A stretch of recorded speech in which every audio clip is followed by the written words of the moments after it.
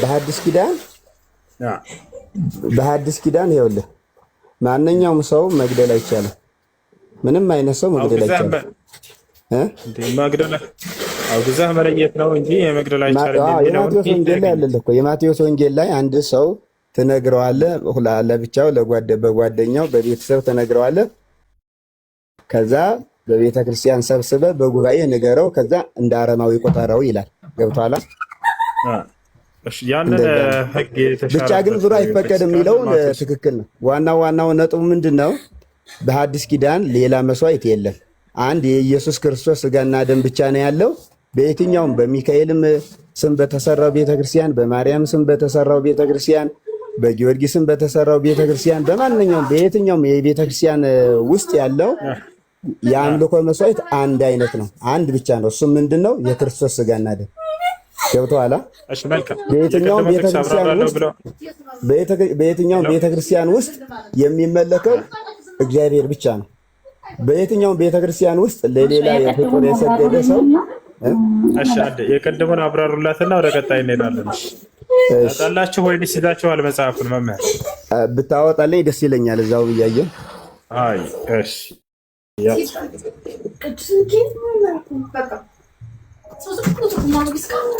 ግዕዙ አጠገብህ አለ? አይ አማርኛ ግዕዙ የለህም? አማርኛ አለ እዚህ ጋር። ይሄን ነበር ስናነብ የነበረው። ያብራሩላት።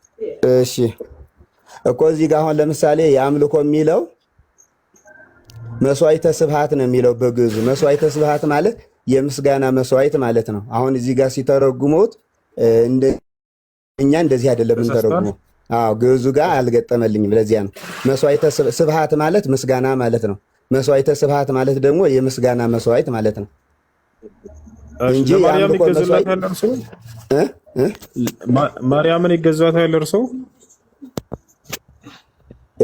ይሄኛው ተረድተናል። ይገዛልሻለሁ ለሚለው ደግሞ ይሄኛው ተሳስቷል አሉ፣ ተበርዟል አሉ። ችግር የለውም ተቀበሉ እንጂ አሁን እኛ እንደዚህ አናምን። አሁን እንደምትለው ቢሆን ስህተት ነው፣ ትክክል ነው፣ ያስኬዳል። አሁን ይሄ እንደዚህ የሚል ቢኖር እንደዚህ ብለን የምንተረጉም ከሆነ ትክክል ስህተት ነው፣ ያስኬዳል። ግን እኛ ይሄን ቃሉ እንደዚህ አይደለም የምንተረጉም። ግዕዙ መስዋዕተ ስብሐት ነው የሚለው የምስጋና መስዋዕት ብለን ነው በትክክለኛ የምንተረጉመው።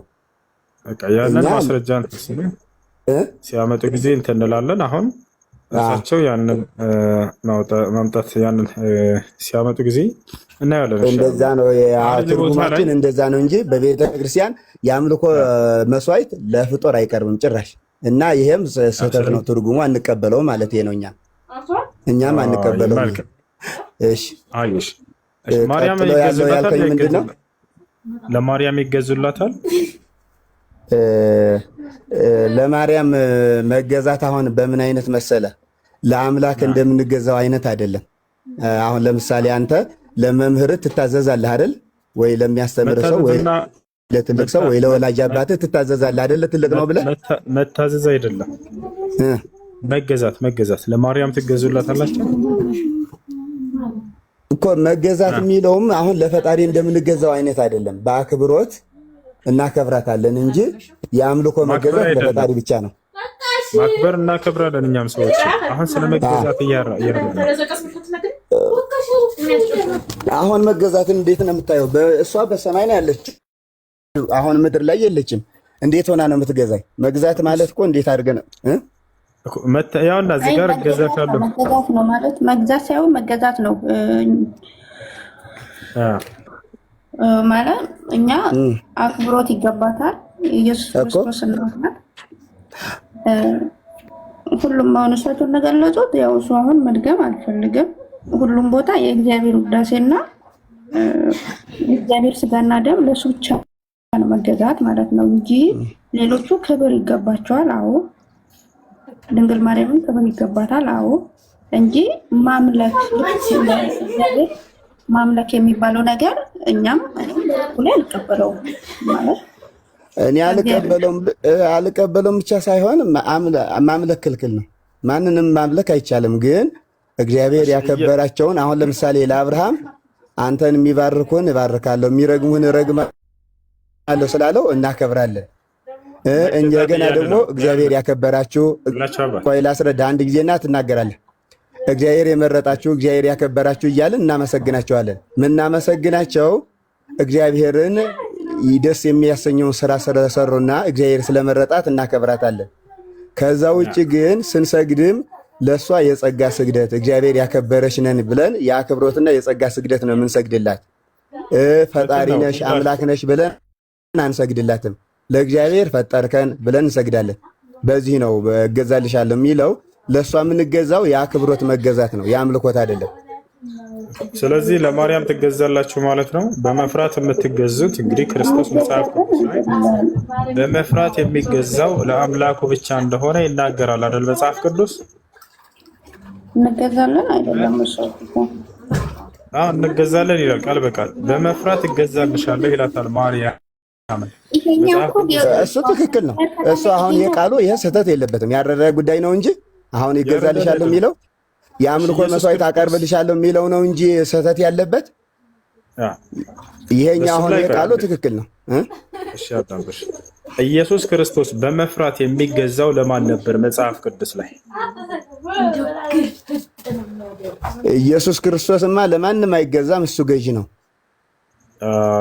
ኢየሱስ ክርስቶስ ለማንም የማይሰግድም ነበር። ኢየሱስ ክርስቶስ ይፈራ ነበር አይፈራም ነበር? አምላክ ነው ኢየሱስ ክርስቶስ። እሱማ ይኸውልህ ሰው እንደመሆነ ለማስረዳት የሚያደርጋቸውና ለእኛ ለመካስ የሚያደርጋቸው ነገሮች ነበሩ።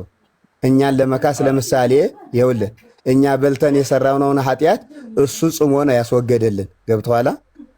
ጥያቄ ኢየሱስ ክርስቶስ አምላኩን ይፈራ ነበር አይፈራም ነበር?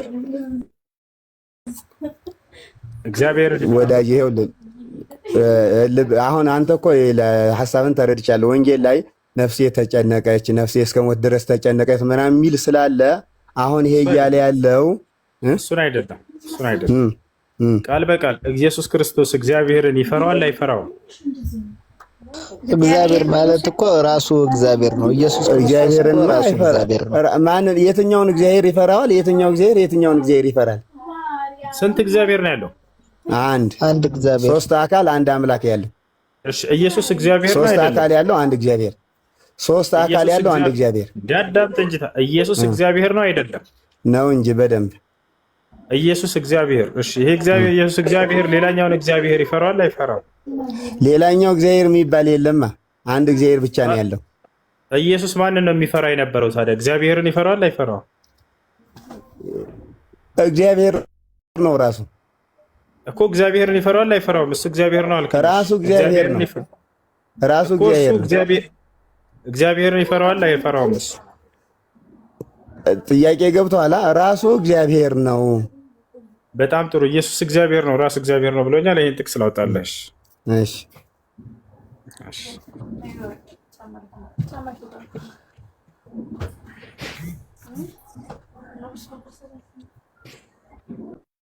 እሺ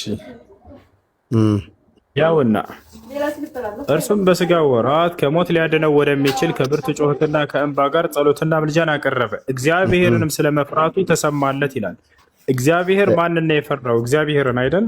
እችን ቃል ላብራራልህ ሰዓት ትሰጠኛለህ? እችን አሁን የጠቀስካትን ጥያቄውን መልስልኝና ተብራር። ቆይ አንዴ ተረጋጋ እንጂ እኮ አታጥፋው እኮ ጥያቄውን እንድመልስልህ ነው እያነበብኩ ጥቅሷን አውጣት። ነው አንድ ጥያቄ ልጠይቅህ። አሁን የአሁኗን ጥቅስ አውጣትና ከዛ ጠይቀኝ ጥቅሱን እያየሁ እንድመልስልህ። እሺ ልጠይቅህ። እሺ ስለ ስንት አካል ያወራል እዚህ ጋር? ገብቶኛል። በቃ አሁን ጥቅሷ እያለች የምትፈልገውን ጠይቀኝና እሺ ልመልስ እኮ እየጠየቅኩህ ነው። ስለ ስንት አካል? ስለ ኢየሱስ እግዚአብሔርና ስለ አብ እግዚአብሔር ነው የሚያወራው አይደለም? በጣም ጥሩ።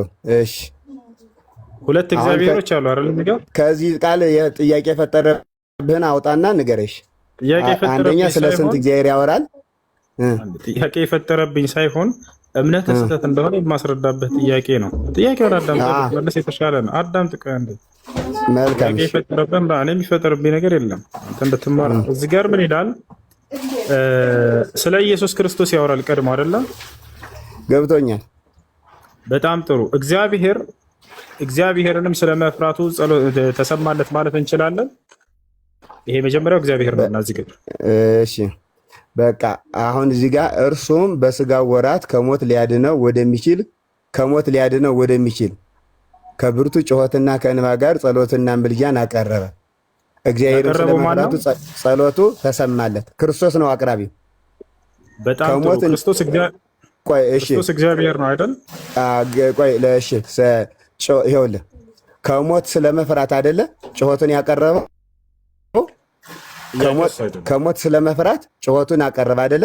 ወደ አብ የምጠይቀውን ጥያቄ አሁን ቆይ ልመጣልህ እኮ ነው። ከዛ ጩኸቱን ወደ አብ ሲሰማለት ድረስ ወደ አብ አቀረበ። እግዚአብሔርን ስለመፍራቱ ደግሞ ጩኸቱን ተሰማለት አይደለም የሚለው? ፈሪውና ተፈሪው ማን ናቸው? እዚህ ጋር ሁለቱም እግዚአብሔር ናቸው አይደል? አብ አለ፣ ክርስቶስ አለ። ስለዚህ ፈሪውና ተፈሪው ሁለቱም እግዚአብሔር ናቸው አይደለ? ይሄም ፈሪውም እግዚአብሔር ነው፣ ተፈሪው እዚህ ጋር ቃሉ ቅኔው አልገባም፣ ዘይቤው አልገባም። ከሞት ስለመዳን ነው አይደለ? ጥያቄውን መልስ አንዴ ቆይ እንጂ። ፈሪውና ተፈሪው ሁለቱም የሚፈሪውም እግዚአብሔር ነው፣ ተፈሪውም እግዚአብሔር ነው አይደለ? አዎ እግዚአብሔርን ይፈራዋል። ቆይ ላስረዳህ። አልገባህም ያልኩህ እኮ ይሄን ነው ያልገባህም። ይሄ እኮ ነው አልገባህ። አሁን ለአንተ ያልገባህ ሀሳብ እዚህ ውስጥ አለ። ገብቶሃል? ታገሰኝና ላስረዳህ። አሁን እዚህ ጋር እያለ ያለው ምንድን ነው? ከሞት ስለመዳን ጩኸቱን በብርቱ ጩኸትና እንባ ልመናን አቀረበ። ከሞት ሊድን ፈልጎ ማለት ነው። ከዛ እግዚአብሔርን ስለመፍራቱ ጩኸቱን ተሰማለት ይላል። እንደዚህ ከሆነ አንተ እንደምትለው ሐሳብ ከሆነ ያቀረበው ልመና አልተሰማለትም ማለት ነው። ለምን? ስለሞተ። ገብቶሃል? አሁን እዚህ ጋር እየጸለየ ያለው ስለ አዳም ነው። ሞት እያለ ያለው ስለ አዳም መሞት ነው። ስለ አዳም መሞት ክርስቶስ ሲጸልይ ስለ ክርስቶስ የጸለየው ልመና ደግሞ ለእኛ ጠቀመንና አዳምን አዳነለት። አዳም ነው እንጂ ከሞት የዳነው ክርስቶስ ከሞት አልዳነም። ገብቶሃል? እዚህ ጋር ስለዚህ ስለ ስጋዌ ስለ አዳም ነው እያወራ ያለው በውስጥ ያለው ምስጢር። መምህር አንተ ከራስህ እየተናገርክ ነው። ለምን መጽሐፍ ላይ ከራሳችሁ ትጨምራላችሁ? ወላሂ ነው ደስ የሚል ከራስህ እየጨመርክ ነው። አይደለም ስለ ያልተረዳ ሀሳብ ስላለ ነው።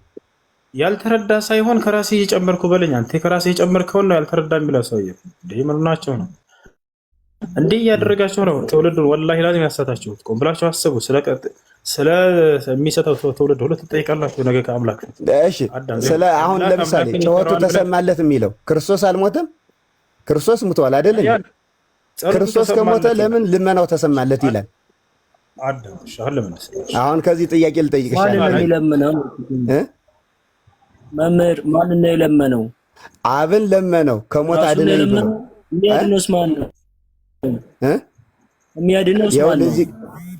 እዚህ ያለው ጥያቄ እናንተ ያልተረዳችሁት ማለት ነው። የሚለምነውስ ማን ነው? እሱ ፈጣሪ ከሆነ የሚለምነው ማን ነው? ክርስቶስ አብን ለመነው። ክርስቶስ አብን ለመነው ነው እያለ ያለው መጽሐፍ። ሌላ ፈጣሪ ያለው የሚያድነው የሚጮህብለት ሌላ ፈጣሪ ያለው ለአንተ ነው ወይስ ደግሞ ለእናቱ ነው? ቆይ ስማ ላስረዳ። እንትን ስማኛ መጀመሪያ ከሞት እንዲያድነው ለመነው ይላል። እግዚአብሔር ስለመፍራቱ ልመናው ተሰማለት ይላል። ነገር ግን እንደ መጽሐፍ ቅዱስ መሰረት ክርስቶስ ሙቷል። ለምን ልመናው ተሰማለት ይላል? ከሞት እንዲያድነው ለምኖ ስለራሱ ከሆነ ይሄ ልመና ስለራሱ ከሆነ ከሞት እንዲያድነው ለምኖ እሱ ግን ሙቷል። ታዲያ ለምን ልመናው ተሰማለት ይላል? አሁን አዳምኩሽ። ሐሳቤ ገብቶሃል? ስለዚህ ለራሱ እንዳልሆነ የታወቀ ነው። የሚናገረው በውስጡ ስለ አዳም እንደሆነ የታወቀ ነው። አዳይ በውስጡ የታወቀ ነው። ከራሴ መልሱ ከሌላም ጥቅስ ስላለ ነው የሚያስረዳ። ለህዝቡ ነው አቤቱታውን የሚያቀርበው። ለማን ነው? እሱ በላይ ምን አድንልኝ ያለ ከሱ በላይ ማንም የለም። እሱማ ሊሞት ነው የመጣው። ከሱ በላይ ማንም የለም። እሱ ሊሞት ነው የመጣው። ግን ስብሰባ ጠርቶ ነው እነ ማዘርን እነ ፋዘርን ጠርቶ ነው። ምን ያለ አማርኛሽን አስተካከያ አባቴ። የብልግናሽን አማርኛ እዚህ አታውሪ። አማርኛሽን አስተካከያ። አንዳወርዱት ማን ነው? የአይነት ወሬ እንድታወራ አልፈቅድም እኮ አወራሩ በስርዓት አያወራም። አንዴ መምህር አንዴ ተረጋጋ። እሺ እያወራ ያለው ማን ነው? አውርዱት። እነዚህ ሰዎች አመኑበት አይደለ? በቃ ስለዚህ በስነ ስርዓት ማውራት ነው። እናትህ አባትህ አክስትህ እያላችሁ እንዲህ አይነት የመሳለቂያ መንገድ ይሄ ጥሩ አይደለም።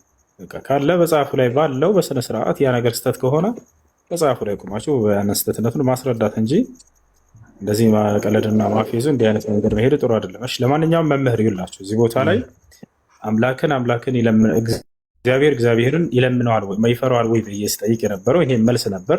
ይሄ መልስ አግኝተናል እዚህ ቦታ ላይ። ፈሪውና ተፈሪው ማን ነው ስላችሁ እግዚአብሔር ነው የሚፈራው ብለው ተናግረዋል። ስለዚህ እግዚአብሔርን ይፈራዋል። ይሄ በጣም ከባድ ነገር ነው። አምላክን ይፈራዋል ተብሎ አለ ሀሳቡ አልተረዳኝም። በስጋው ወራት እኮ ይኸውልህ የእኛን ፍርሃት እሱ ፈርቶ ሊያጠፋልን ስጋን ለብሰዋል አይደለ? ፍጹም ሰው ፍጹም አምላክ ነው እያልን ፍርሃቱ ራሱ ለእኛ ካሳ ነው። የእሱ ፍርሃትና የእኛ ፍርሃት ይለያያል። የእሱ ጾምና የእኛ ጾም ይለያያል። ገዛ የሚል የለም መጽሐፉ ላይ የእኛን ፍርሃት እሱ እኔ ግልጽ አድርግልህ። እሺ አንዴ ግልጽ ከማድረጉ በፊት ግን አቡኪ አንድ ጊዜ አቡኪ አሰላሙ አለይኩም አለ። ወአለይኩም ሰላም ወራህመቱላሂ ወበረካቱ። ኡስታዝ እስኪ ይሄኛውን ግዕዝኛ ይችላል እሱ። በመጀመሪያ በግዕዝኛ ሰላም በላቸው እስካወጣላቸው ድረስ መምህር ሽማመረ የፋምሳይከ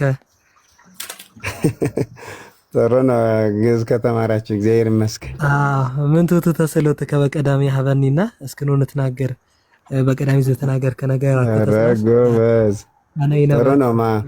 መማር ጥሩ ነው። ግዕዙን ምን ችግር ቋንቋ ነው እኮ በነገራችን ላይ እንደ ማንኛውም ቋንቋ ነው። አሁን ለምሳሌ እኔ አረብኛ ባጠና ከሃይማኖት ጋር የሚያያዝ አይደለም፣ ቋንቋ ነው አይደል? ቋንቋን ተምሮት ምናምን አይደለም። መምህር እሱ ዲያቆን ነበር። እንግዲህ እስልምናን ተቀብሎ ነው ለአላህ ምስጋና ይገባው። መምህር ነበር፣ ዲያቆን ነበር። አሁን እንዲገባ ያደረግነው ቅድም ግዕዘኛው ላይ ስለ ድንግል ማርያም እንዚራ ስብሐት ምዕራፍ 12 ቁጥር 98 ላይ የአምልኮ መስዋዕት ለአንቺ ይሄኛውን እንጨርሰው። አሁን ይሄኛውን እንጨርሰው አይሻልም? ከይቅርታ ጋር የቅድሙ ነካክተ ነው ሄድ ነው። የአምልኮ መስዋዕት ለአንቺ ያቀርብልሻለሁ የሚል የለም ግዕዘኛው ላይ ስላሉን ነው። እስኪ አቡከር ግዕዘኛ ይችላል ከላይ ያለው ልጅ ያንን አቡከር ይሄ ያለ እንዚራ ስብሐት ምዕራፍ 12 ቁጥር 98 በግዕዙ አለ ማውጣት ትችላለህ? እኔ ጋር ያለው ኡስታዝ አቀርብ ለኪ መስዋዕተ ስብሐት ዋስተበቅ እምነስዕለተ አምልኮ የሚል አለ። ያምልኮ ስዕለትን ላንቺ አደርግልሻለሁ የሚለው አለ። ግዕዙም ላይ አምልኮ ብሎ ነው ያስቀመጠው። መስዋዕተ ስብሐት እያለ ምን አሉኝ? መስዋዕተ ስብሐት ማለት እኮ ምስጋና ማለት ነው። አይ መስዋዕቱ ላይ አይደለም መምህር። አቀርብ ለኪ መስዋዕተ ስብሐት ማለትና የምስጋና መስዋዕትን ላንቺ አቀርባለሁ እኮ እሱ ላይ አይደለም። ዋስተበቅ እምነስዕለተ አምልኮ ማለት ምን ማለት ነው እኮ? አቀርብ ለኪ ማለት አቀርብልሻለሁ ነው። መስዋዕተ ስብሐት ማለት ደግሞ የምስጋና መስዋዕት ማለት ነው። ገባ? የአምልኮ መስዋዕት የሚል የለም እዛ ላይ። እሱን ቆይ እሱ ላይ እንሄድበታለን። እኔ አሁን የአምልኮ መስዋዕት ተብሎ የተፈታው እኮ መስዋዕተ ስብሐት ያለው ላይ ነው። ግዕዝ ምትል ከሆነ ማለት ነው። ዋስተበቅ እምነስዕለተ አምልኮ እሱን አይደለም መምህር። ቀጥተኛው አቀርብ ለኪ መስዋዕተ ስብሐት ማለትና የምስጋና መስዋዕትን ላንቺ አቀርባለሁ እኮ። የምስጋና መስዋዕት ላንቺ አቀርባለሁ የሚል ቅድሙ አማርኛ ላይ የለም። ይታይ አርጋኖን ላይ ነው ያለው። ቆይ ሁሱ ንገረኝ። የቅድሙ አማርኛ ላይ የለም ይሄ። ቆይ አንዴ የአምልኮ መስዋዕትን ላንቺ አቀርባለሁ የሚል አለ? የለም ግዕዘኛው ላይ ግዕዙ ላይ የለም። ቆይ እሺ አንዴ ጥቅሱን ንገረኝ ኡስታዝ እና ላውጣው። እንዚራ ስብሐት ምዕራፍ 12 ቁጥር 98 ሌላም ላይ ቢሆን አሳየው።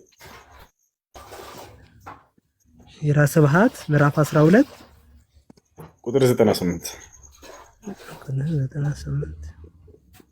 እሺ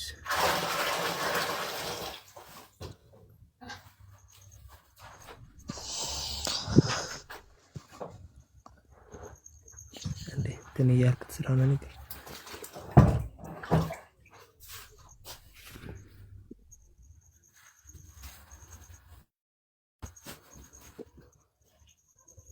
እስከሚወጣ ድረስ የቀድሙን እናውራ። እሺ ማውራት ይችላሉ።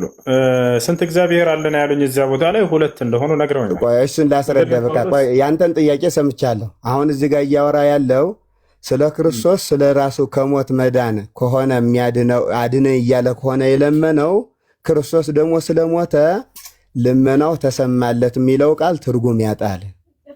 ከሞት አድነኝ ብሎ ለምኖት ክርስቶስ ደግሞ ሙቷል። ነገር ግን መጽሐፉ ልመናው ተሰማለት ይላል። አንድ ሰው አድነኝ ብሎ ለምኖ ከሞተ ልመናው አልተሰማለትም፣ ወይም ደግሞ እሱ የለመነው ልመና ተግባር አልሆነም። ክርስቶስ ከሞት ስለ ራሱ ቢሆን ኑሮ ጴጥሮስ አትሞትም ሲለው ይሄ በአንተ አይሆንብህ ሲለው እኔ ሞታለሁ ብሎታል። ሰይጣን ብሎ ገስጾታል። ለምን ይሄ እኔ ሞታለሁ ሲለው ለጴጥሮስ ይሄማ በአንተ አይሆንም ሲለው አንተ ሰይጣን ከኔ ወግድ ብሎ ገስጾ ሰጥቶታል። ምክንያቱም እኔ ልሞት መጥቻለሁ፣ ነፍሴንም ከስጋዬ በገዛ ስልጣኔ እለያታለሁ፣ ማንንም ላስነሳትም ልገላትም ስልጣን አለኝ ብሏል ክርስቶስ። አየህ፣ የሞተው በገዛ ፈቃዱ ነው ማለት ሊሞት ነው የመጣው። አሁን እዚህ ጋር ግን ከሞት አድነኝ እያለ እየለመነ ያለው አዳምን አድንልኝ ማለት ነው። ለምን ይሄ ማስረጃ ከመጽሐፍ ቅዱስ ካልከኝ የጳውሎስን ሳውል ለምን ታሳድደኛለህ ብሎታል። ጳውሎስ ወይም ሳውል ክርስቶስን አላሳደደውም፣ ግን የምእመናንን መሳደድ ለክርስቶስ ለራሱ አድርጎ ቆጥረት ነው። እዚህም የአዳምን ሞት ለክርስቶስ ለራሱ አድርጎ አዳምን አድንልኝ እያለ ሲጸልይ አዳምን ደግሞ ከሞት ስላዳነለት ይሄ ነው ልመናው ተሰማ የተባለው። ይሄ ነው ሐሳቡ ማለት ነው። ለምን ግብረ ሐዋርያት ላይ እና አሁን እዚህ ጋም ይሄን የለመነው ልመና ደግሞ ይኸውልህ ወደ አንዲት መለኮትነቱ ወደ አንዲት አምላክነቱ በስጋው ጸልየዋል። በስጋው ክርስቶስ ስጋን ለብሶ ወደ አንዲት አምላክነቱ የአብ ስልጣንና የወልድ ስልጣን የተለያየ ሆኖ ሳይሆን ወደ አንዲት አምላክነት ወደ አንዲት መለኮት ወደ አንዲት ባህሪ እግዚአብሔር ክርስቶስ ልመናን አቅርቧል። ለምን ከተባለ እኛን ወክሎ ሊለምን ሰው ሆኖ ስለተገለጠ። እኛ አሁን እዚህ ጋር አብና መንፈስ ቅዱስ ወይም ወልድ የተለያዩ ሆነው ሳይሆን ዮሐንስ ምዕራፍ 10 ቁጥር 30 ላይ እኔና አብ አንድ ነን ብሏል። 10:30 ላይ ዮሐንስ ወንጌል ምዕራፍ 10 ቁጥር 30 ላይ እኔና አብ አንድ ነን ስላለ አሁን እዚህ ጋር መለኮታቸው አንድ ነው። ስለዚህ መንፈስ ቅዱስ የት ሄደ? መንፈስ ቅዱስም እንደዛ የት ሄደሱ? እኔና አብ አንድ ነን አለ። አሁን እዚህ ጋር እኔና አብ አንድ ነን ያለበት ምክንያቱ ሰዎች ያነሱትን ጥያቄ አይቶ ነው። በዘመኑ ሰዎቹ አንድነቱ የሥላሴ አንድነት ከሆነ መንፈስ ቅዱስ የት አለ? ሁለቱ ብቻ ናቸው። አሁን እዚህ ጋር ያወዳደሩ ሰዎች ያልገባቸው ስለ መንፈስ ቅዱስ ሳይሆን ስለ አብና ስለ ወልድ ነበር ጥያቄ የተነሳባቸው። ለዚያ ነው ለሰዎች ጥያቄ ለመመለስ ነው። እንደሱ ከሆነ ከሰዎቹ ጥያቄ አንጻር ከሆነ አውዱ ነው የሚታየው። እንደ አውዱ ኢየሱስ ክርስቶስ እሻ እንደመረጋጋት ያዳም እንደ አውዱ ሄደን ስናይ ጊዜ ክርስቶስ ስለምን አንድነት እያወራ ነበር? እዚያ ስለ መለኮት አንድነት ነው ወይንስ ስለሆነ ስለ ዓላማ አንድነት ነው? ስለ አብና ስለ ራሱ ነበር እየተናገረ ያለው። ከዛ አብ ይበልጠዋል የሚል በልባቸው ስለተነሳባቸው እኔና አብ አንድ ነን አለ። አብን አሳየን እያሉ ይሄ በልባቸው የተነሳ አይደለም። ኢየሱስ ክርስቶስ ራሱ ያረጋገጠው ትምህርት ነው። አብ ከእኔ ይበልጣል ብሎ አስተምሮናል። ከዛ እኔና አብ አንድ ነንም ብሏል። ሁለቱን ቃል ማስታረቅ አለብህ እኮ። ያንን ያላቸው መስሏቸው ነው ስትል ጊዜ ያ አይደለም፣ የራሱ ትምህርት ነው እሱ። ኢየሱስ ክርስቶስ ብትወዱኝስ አብ ከእኔ ይበልጣል ብሎ ተናግሯል? አልተናገረም? ተናግሯል። የሚበልጠው እንደ አምላክነቱ አይደለም። ይኸውልህ በመለኮቱ አንድ ናቸው። እሱ ስጋን ለብሶ እንደኔ አይራብም አይጠማም ሲል ነው። በመለኮቱ አንድ ነን ያለበት የቱ ጋር ነው? እኔና አብ አንድ ነን አለ እኮ። ይኸው 10:30 ላይ ዮሐንስ ወንጌል ምዕራፍ 10 በመለኮቱ አንድ ነን ያለበት ቦታ አለ። ይኸውልህ አንድ ነን ያለው በምንድን ነው አንድ የሚሆኑት? በአካል እንዳትለው እኔና አብ ብሎ ስማቸውም አካላቸውም የተለያየ እንደሆነ ተናግረዋል። የተለያዩ ናቸው ብለህ እንዳትተው ደግሞ አንድ ነን አለ። ይህን እስኪ ያስታርቀው። ለማንኛውም እዚህ ቦታ ላይ አሁን እየተናገረ ያለው የምን አንድነት ነው የሚለውን እንደ አውዶ ሂደን እናየዋለን እንጂ በመለኮት ነው ብሎ የለም። መለኮት የሚለው ቃሉ እዛ ላይ አልተጻፈም። ልክ ነው ግን እሺ አምጣው። እሺ ቃሉ አልተጻፈም ግን አካላቸው አንድ እንዳልሆነ እኔ ብሎ ለራሱ አንድ አካል ጠራ። አብ ብሎ ደግሞ የአብን አካል ጠራ። ከዛ ሁለት የተለያዩ ብቻ ናቸው አንድነት የላቸውም እንዳትል ደግሞ አንድ ነን አለ እኮ። አንድ መሆናቸውን እኮ አልካድንም መምህር። አሁን ከምን አንጻር ነው አንድነታቸው እያልናቸው ነው። አሁን አውዱን በደንብ አድርገን እናንብበው። እሺ እናንብበው። ጊዜ ያው እያወራ ያለው ስለምን መሰላችሁ? እያስረዳቸው ያለው ክርስቶስ አንድ ማስረዳት የፈለገው ነገር እዚያ ቦታ ላይ እርሱ መሲህ መሆኑን ነው። ክርስቶስ መሆኑን እያስረዳቸው ነው። በጣም ጥሩ። አይሁዶች ደግሞ የእርሱን መሲህነት ክርስቶስነቱን አልተቀበሉም አይደለም? እሺ ልክ ነው። ስለዚያ እያስረዳቸው እያለ እስከ መቼ ድረስ በጥርጣሬ ታቆየናለህ? አንተ ክርስቶስ መሆንህን ንገረን እንጂ ብለው ይጠይቁታል። እዚያም ነገርኳችሁ፣ ነገር ግን እናንተ አላመናችሁም። እናንተ ከበጎቼ ስላልሆናችሁ አላመናችሁም። በጎቼ ግን ድምፄን ይሰማሉ ይከተሉኝማል፣ አምነዋል እነሱ ይላል። እውነት ነው። ስለዚህ ያመኑት አሁን እያስረዳ ያለው ስለምንድን ነው? ስለ ክርስቶስነት እንጂ ስለ አምላክነት አይደለም። ይህን ደግሞ ተከታዮቹ ሐዋርያቶች ተቀብለዋል። በመቀበላቸው ያንን ዘላለማዊ ሕይወት አግኝተዋል። በኋላ ያልተቀበሉት ደግሞ እነዚያ ድምፁን ያልሰሙት አይሁዳውያኖች ደግሞ ክርስቶስነትን ያልተቀበሉት እነርሱ ደግሞ ከሃዲዎች ሆነዋል በዚህ ምክንያት። ስለዚህ ክርስቶስ ምን አለ እዛ ወረድ ብሎ እነዚህም ቃሌን ሰምተዋል ተቀብለውኝማል፣ ከእኔ እጅ ማንም አይነጥቃቸውም አለ፣ ከአባቴም እጅ ማንም አይነጥቃቸውም አለ፣ እኔና አብ አንድ ነንና አለ። ስለዚህ አንድነታቸው ሐዋርያቶችን ከጥፋት ከክህደት ስለመጠበቅ ነው።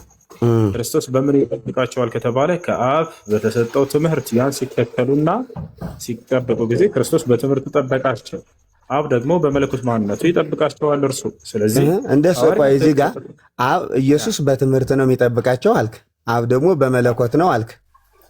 እንደሱ ሚል የት አለ? እዛው ላይ አውዱ ላይ ያሳያል ነው ላሳያል እንዴ? አውዱ ላይ ሳይሆን አብ በመለኮት ኢየሱስ ደግሞ በትምህርት ሚል የት አለ? ፊደል ፈልጋቸው ነው በመለኮት የምትለዋን ፊደል ነው ወይንስ ክርስቶስ በምን እንደሚጠብቃቸውና አብ በምን እንደሚጠብቃቸው የተቀመጠበትን እንደ አውዱ ላሳያቸው? ለምሳሌ ልንገርህ አንድ ሐሳብ እሺ፣ አንድ ላይ ታስረዳኛለህ። ለምን አንድ ጥቅስ ልጨምርልህ። ፈያታዊ ዘየማን በመንግስት በምትመጣ ጊዜ አስበኝ ብሎታል አይደለ? እሺ፣ በመንግስትህ በምትመጣ ጊዜ አስበኝ ሲለው አንደኛ ለፍርድ እንደሚመጣ ፈራጅ እንደሆነ አምኗል። ከዛ ጌታ ምን አለው? ዛሬ ከኔ ጋር በገነት ትኖራለህ ብሎ ገነት የማስገባት ስልጣን አለው። ስለዚህ መስጠት አይችልም እሱ መንግስትን መስጠት አይችልም። እንዴ ከኔ ጋር በገነት ትኖራለህ አላለው? ያው በአምላክ ፈቃድ ነው። አምላክ ለፈቀደላቸው ሰዎች መቼ በአምላክ ፈቃድ ነው የሚል የት አለ? እሱ መስጠት አይችልም ና ላሳየው፣ ችግር የለውም።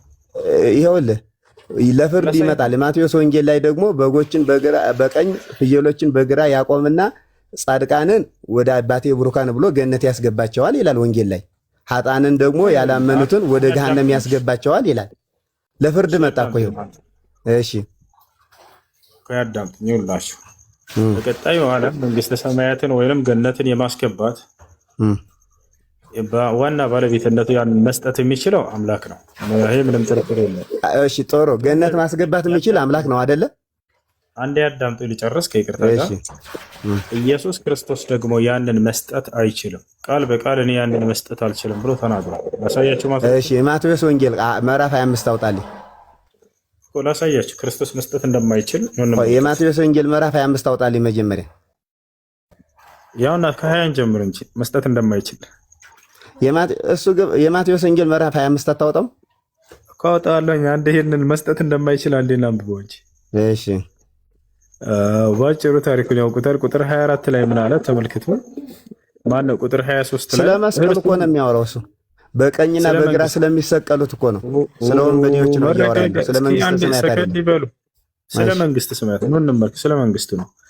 ከአንድን ጀምሮ እና ከዚህን ጀምሮ ችግር የለውም። ከቁጥር 20 ስንጀምረው ምን ይላል? በዚያን ጊዜ የዘብዴዎስ ልጆች እናት ከልጆቿ ጋር እየሰገደችና አንድ ነገር እየለመነች ወደ እርሱ ቀረበች። እርሱም ምን ትፈልጊያለሽ አላት። እርሷም እነዚህ ሁለቱ ልጆቼ አንዱ በቀኝህ አንዱን በግራህ በመንግስትህ እንዲቀመጡ እዘዝ አለችው። የት? በመንግስትህ እንዲቀመጡ እዘዝ አለችው። ከዚያም እርሱ ጌታ ምን አላት? አንዴ መረጋጋት እንጂ ልጨርስ ያዳምጡ። ከዛ በኋላ ኢየሱስ ግን መልሶ የምትለምኑትን አታውቁም። እኔ ልጠጣው ያለውን ጽዋ ልጠጡ፣ እኔም የምጠመቀውን ጥምቀት ልጠመቁ ትችላላችሁን? አለ። እንችላለን አሉት። እርሱም ጽዋዬን ትጠጣላችሁ፣ በቀኝና ግራ መቀመጥ ግን ከአባቴ ዘንድ ለተዘጋጀላቸው ነው እንጂ እኔ የምሰጥ አይደለሁም አለ። እኔ የምሰጥ አይደለሁም። እሺ ጥሩ። እሺ ጥሩ። እሺ በመንግስትህ እንዲቀመጡ አድርግልኝ ብላለች አላለች? በጣም ጥሩ። ይኸውልህ መንግስት ያለው እዚህ ጋር መስቀል ነው። ለምን በላይ መንግስተ ሰማያት ቢሆን የለመነችው የምትለምኑትን አታውቁም ብሎ ለምን ወቀሳት? እሱ እያወራ ያለው መንግስት ያለው መስቀልን ነው። ለምን መስቀልን መንግስት አለው ካልከኝ በመንግስት የተበደለ እንደሚፈረድበት ለተበደለ አዳም ስለፈረደበት መንግስት ያለው መስቀልን ነው። እሷ እነግሳለሁ እያለ ሲናገር ምሳሌያዊ አነጋገር ነው ይሄ። እሰቀላለሁ ሲላት ነበረ። ከዛ በመንግስት በቀኝና በግራ አቁምልኝ ስትለው በቀኝና በግራ አብረው ይሰቀሉ እያለች ስለለመነች ነው። ከዛ የምትለምዱት አታውቁም ብሎ የጠየቃት የውቀሳት። ስለ መንግስተ ሰማያት ቢሆንማ ለምን መንግስተ ሰማያት አስገባልኝ ስትለው ለምን ይወቅሳታል? መስመሩን እየሳተ ነው። አውዱ እንደዛ አይደለም። ሰላም አለይኩም። መምህር ዮሐንስ አይደል? እሺ እንዴት ነው? የቅድሙን ነጥብ ስለዘለላችሁት ወደ ቅድሙ ነጥብ ተመልሰን እያጠራ የማቴዎስ ወንጌል ምዕራፍ 25 አውጣልሽ። ምዕራፍ 25 እንፈልጋለን። ቆይ እኔና አብ አንድ ነን የሚለው በመለኮት አንድ ነው ነው ያሉት? እኔና አብ አንድ ነን። እሺ በምንድን ነው አንድ ነን ያለው? በምንድን ነው? አንተስ ንገረኝ። በምንድን ነው አንድ የሆኑት? በዓላማ ማስረጃ። በዓላማ ምንድን ነው? በዓላማ እርሶ በመለኮት ብለዋል አይደለ? በመለኮት እንደሆነ ያስረዱናል። ያው የእርሶ መጽሐፍ ስለሆነ እርሶ መጽሐፍ ላይ ገብተን ከምናወጋ አብና ወልድ በመለኮት አንድ ናቸው። አብና አንድ ይሄኛውን እንጨርስ። አንዱን ነካ ሳናደርግ ይሄኛውን ጨርሰን እንሄዳለን እኮ። ከዚህ እያጠራን እንሄዳለን። ችግር የለውም። አብና ወልድ በመለኮት አንድ ናቸው ወይስ ይለያያሉ? አንድ ናቸው። እሺ አንድ ናቸው። ተዋህዶ ምንድን ነው ትርጉሙ? ስጋና ወልድ መዋሃድ። ወልድ ምንድን ነው? ወልድ ማለት ቃል ወይም አካላዊ ቃል ምንድን ነው? ማን ነው ሲሆን ምንድን ነው ወልድ? ወልድ ማለት ቃል ነው እያልኩ ነው። ባይ ማኑ አይደለም። ምንድን ነው ወልድ? እግዚአብሔር ነው እኮ። እግዚአብሔርም ማንነት ነው። ምንድን ነው? ወልድ የተወለደ ማለት ነው። የተወለደ ከአብ የተወለደ የአብ የባህሪ ልጁ ማለት ነው። እሺ ቆይ ወልድ ምንድን ነው? ይሄ ምንድን ነው ለማለት ከፈለክ ለማጣራት ከፈለክ ዮሐንስ ወንጌል ምዕራፍ 1 እናነበው። እዛ ላይ ምዕራፍ 1 እሺ እግዚአብሔር ነው ካሉኝ እግዚአብሔር ማንነት ነው። እኔ ምንነቱን ይጠይቅ። ወልድ መለኮት ነው። መለኮት ማለት የሶስቱም ባህሪ ናት። እሺ ወልድ መለኮት ነው ወይስ አይደለም? አብም ወልድም መንፈስ ቅዱስም አንዲት መለኮት አለቻቸው እንጂ መለኮት አይደሉም። ይኸውልህ መለኮት ማለት የስላሴ ባህሪ ወይም ደግሞ የስላሴ ተገናዝቦ ነው እኮ ገባኝ። ይሄ ነው መለኮት የሚባል። አብ ወልድ መንፈስ ቅዱስ ስትል አካላቸው ሶስት አካላት ናቸው። ሶስቱ አካላት ግን አንድ የምታደርግ አንዲት መለኮት አለች እኮ ገባኝ። ወልድ መለኮት ነው ወይስ አይደለም? ይሄ ነው ጥያቄ ነው። ኦኬ ወልድ መለኮት ከሆነ አብም መለኮት ነው። መለኮትና ስጋ ድንግል ማርያም ማህፀን ውስጥ ተዋህዷል። አዎ ኦኬ አብና ወልድ አንድ ላይ ነው የተዋህዱት ወይስ ወልድ ብቻ ነው የተዋህደው? ሶስት አካል አንድ መለኮት ነው ያላቸው። ወልድ በተለየ አካሉ ነው የተዋሃደው እኮ። የአብ መለኮትነት ተዋህዷል ወይስ አልተዋህደም? ይኸው የወልድ አካል ሲዋሃድ ወልድ አካልም መንፈስ ቅዱስ አካልም አብ አካልም ያለችው አንድ መለኮት ስለሆነች ያቺ መለኮት ከስጋ ጋርም ተዋህዳለች። በመለኮት አንድ ናቸው፣ በአካል ነው የተለያዩ። የወልድ መለኮትነት ተዋህዷል። አዎ የአብስ አንዲት መለኮት ናት። የወልድና የአብ ተብላ የምትከፈል አይደለችም። አካላቸው ነው የሚለያየው። ኦኬ ስለዚህ አብና ወልድ በመለኮትነት ተዋህደዋል ማለት ነው። አብና ወልድ መንፈስ ተዋህደዋል አይደለም። ሲጀመር አንዲት መለኮት ብቻ ናት ያለችው። ተዋህደዋል የሚባለው ሁለት የተለያዩ ኖረው አንድ ላይ ሲሆኑ ነው ተዋህደዋል የሚባለው። አሁን ግን አብና ወልድ መንፈስ ቅዱስ አንድ መለኮት ብቻ ነው ያላቸው እኮ። ገባኝ። መለኮት ከተዋህደ የወልድ መለኮትነት ተዋህዷል። የአብም ስጋ ለምሳሌ ስጋ የአብ የወልድ የመንፈስ ቅዱስ አንዲቷን ባህሪ ተዋህዷታል። ገባኝ። የወልድ መለኮትነት ተዋህዷል ወይስ አልተዋህደም? ተዋህዷል። የአብስ መለኮትነት የወልድን ተዋሃደ ማለት የአብንም የመንፈስ ቅዱስንም መለኮት ተዋሃደ ማለት ነው። ምክንያቱም አንዲት ብቻ ስለሆነ። ማሻአላ። ስለዚህ የአብም የወልድም የመንፈስ አካላቸው ግን ይለያያል። ተዋህዷል ማለት ነው። አካላቸው ግን ይለያያል። መለኮትነታቸው ተዋህዷል። አካላቸው ግን አልተዋሃደም። አካላቸውን ግን አልተዋሃደም። የወልድ ብቻ ነው የተዋሃደው። ስለዚህ ስላሴ በመለኮትነት ሰው ሆነዋል ማለት ነው። በመለኮትነታቸው ይኸውልህ ስላሴ የስላሴ አንዲት ባህሪ ናት አይደለች? የአብም የወልድም የመንፈስ ቅዱስም አንዲት መለኮት ናት አይደለ ያለችው? ኖ እሱ አይደለም ጥያቄ። ስላሴ በመለኮትነት ተዋህደዋል ወይስ አልተዋህዱም? ስጋ መለኮት ማለት እኮ ምን ማለት ነው? አልገባህም አንተ። ለብቻው የቆመ እንትን ነው እንደ የምታረገው ባህሪ ማለት እኮ ባህሪ ማለት ነው። ስለዚህ መለኮት 13 አይነት ትርጉም አለ። መለኮትነት ተዋህዷል ወይስ አልተዋህደም? መለኮት 13 አይነት ትርጉም አለ። ይኸውልህ የስላሴ አንዷ ባህሪ ከስጋ ጋር ተዋህዳለች። ስጋ ወልድን ሲዋሃድ እሱ አይደለም ጥያቄ። የአብ የወልድ የመንፈስ ቅዱስ መለኮትነት ስጋ ተዋህዷል ወይስ አልተዋህደም? ተዋህዷል እያልኩ ነው እኮ። ማሻአላ በቃ ጨረስን። እሱ ሰምተሃል አይደለ? ዛሬ መምህር ምን አስተማሩን? ስላሴ በመለኮትነታቸው ሰው ሆነዋል ወይ ስጋ? ኧረ ስተሃል፣ እንደሱ አይደለም ያልኩ። ወልድ የአብን ይኸውልህ፣ ስጋ የወልድን አካል ሲዋሃድ የመለኮትነትን ባህሪ ገንዘብ አድርጓል ነው ያልኩ። የአብ የወልድ የመንፈስ ቅዱስን ባህሪ ገንዘብ አድርጓል። ምክንያቱም ልብ በል፣ እዚህ ጋር ላስረዳ። ቆይ ስማኝ፣ እዚህ ጋር ላስረዳ። ቆይ ያንተን ጥያቄ ላስረዳ፣ ልብ ብለህ ስማኝ። ኖ መምህርን ኦርቶዶክስ ነበር። ያንተ ቃል በሚባለው ነው ምን ነው አውቀዋለሁ። እኔ ያልጠየቅኩትን ሲሆን የጠየቅኩትን መልሱ። ወልድ መለኮት እኮ በሚባለው ነው የምመልስልህ፣ በማይባለው አይደለም የምመልስልህ። ወልድ መለኮት ነው በሚባለው ነው የምመልስልህ እኮ። ወልድ መለኮት ነው። ይኸውልህ መለኮት ማለት ወልድ መለኮት ነው ወይስ አይደለም? አባቴ ያንተን ጥያቄ ላስረዳ ትሰማኛለህ ወይስ የራስን ጥያቄ ብቻ ነው ጠበብ አድርገህ? እኔ ሰፋ አድርጌ ላብራራልህ። ሰፋ አድርጌ ላብራራልህ። ያንተን ጥያቄ ገብቶኛል እኮ። ወልድ መለኮት ነው ወይስ አይደለም እኮ ላስረዳ። ሰፋ አድርጌ ላስረዳ ወይስ አስጠኝ? አለበዚያ ደግሞ ጠበብ አድርገህ መለኮት ነው ወይስ አይደለም? ጠበብ አድርገህ ይዘኸኛል። እንትን ሰፋ አድርጌ ላብራራልህ። አይዞት አይጥበቦት። መለኮት ወልድ ነው ወይስ ወልድ መለኮት ነው ወይስ? ሰፋ አድርጌ ላብራራልህ። ሰዓት ስጠኝ። አልገባም። ያልገባ ነገር አለ ያብራሩት እኮ። ያልገባ መለኮት ነው ወይስ አይደለም? ወልድ መለኮት ማለት ምን ማለት ነው? ባህሪ መለኮት ማለት ታዲያ ወልድ ባህሪ ነው ይባላል አይባልም? ዘግተዋል። ምልህ እኮ ነው። ወልድ ባህሪ ያለው ወይ መለኮትነት አለው ይባላል። ላቅልልሎት፣ ችግር የለውም። ወልድ አምላክ ነው ወይስ አይደለም? አምላክ ነው። አብስ አምላክ ነው ወይስ አይደለም? አምላክ ነው። ኦኬ። ወልድ ይሄ አምላክ ከስጋ ጋር ተዋህደው? ወልድ ስንት አምላክ ነው? መጀመሪያ የአብ አምላክነትና የወልድ አምላክነት ይለያያል አይለያይም የሚለውን መጀመሪያ ወደሱ እንሂድ። ይሄኛው አምላክ ተዋህዷል ስጋ ወልድ የሚባለው? ቆይ ይሄኛው አምላክ አይባልም ከነ ጥያቄው። የአብ አምላክነትና የወልድ አምላክነት መጀመሪያ መረዳት አለብህ። እንዴት ነው እኮ ገባኝ። እሱ አልገባህም። በአምላክነት አንድ ናቸው። ወልድ ደግሞ በልዩ አካሉ ስጋን ተዋህዷል። ይሄ ነው መልሱት።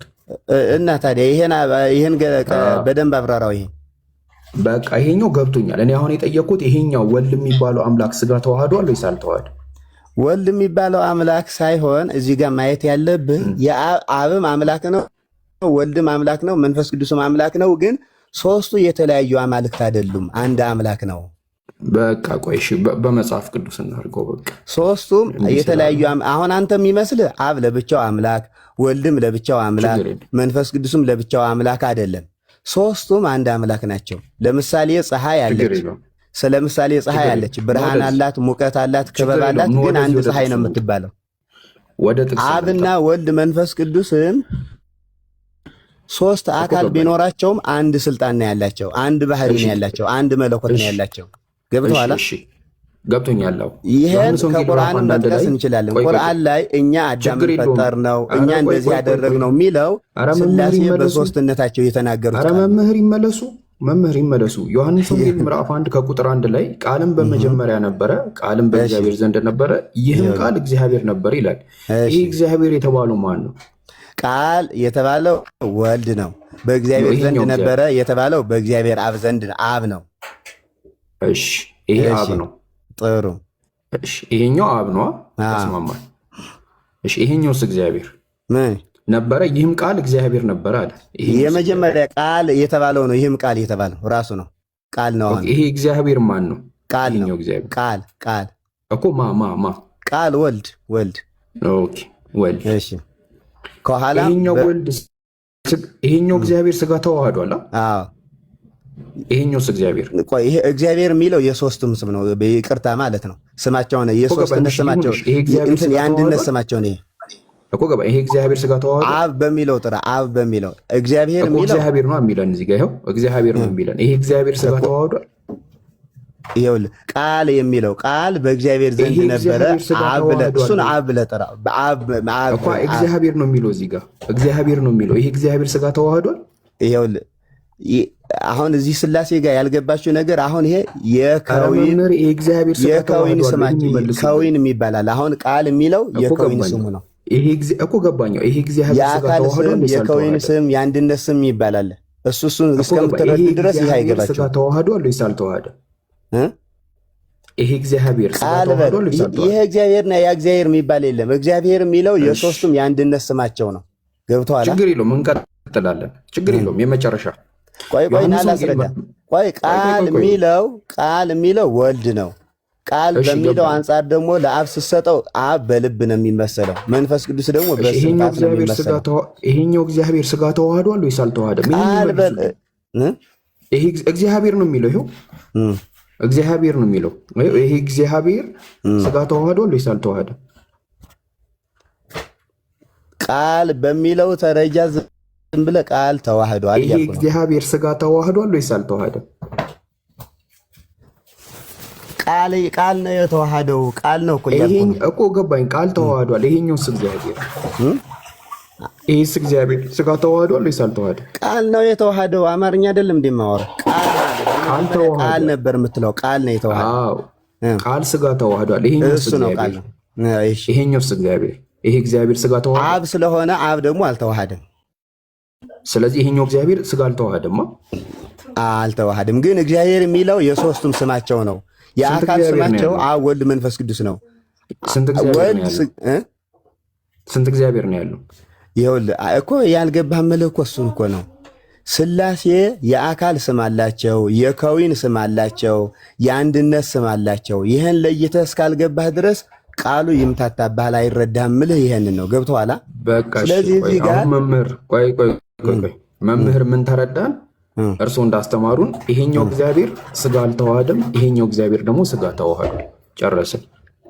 ኧረ ይሄ እግዚአብሔር የሚለው ስም ለዚህኛውና ለዚህኛው አትስጥ። ለሶስቱም አንድ የስላሴ መጠሪያ ነው። እግዚአብሔር አብ ተግባባ። እግዚአብሔር አብ ገብቶናል። እግዚአብሔር አብ አልተዋሃደም፣ እግዚአብሔር ወልድ ተዋህዷል። እንደዛ ነው። በቃ እኮ እሺ እኮ ስጋ የተዋሃደ እግዚአብሔር አለ፣ ስጋ ያልተዋሃደ እግዚአብሔር አለ። እግዚአብሔር ወልድ ማለት ነው። እግዚአብሔር አብ እግዚአብሔር ወልድ ብለህ ለያቸው። እሺ እሱ አለ። ቀጥል።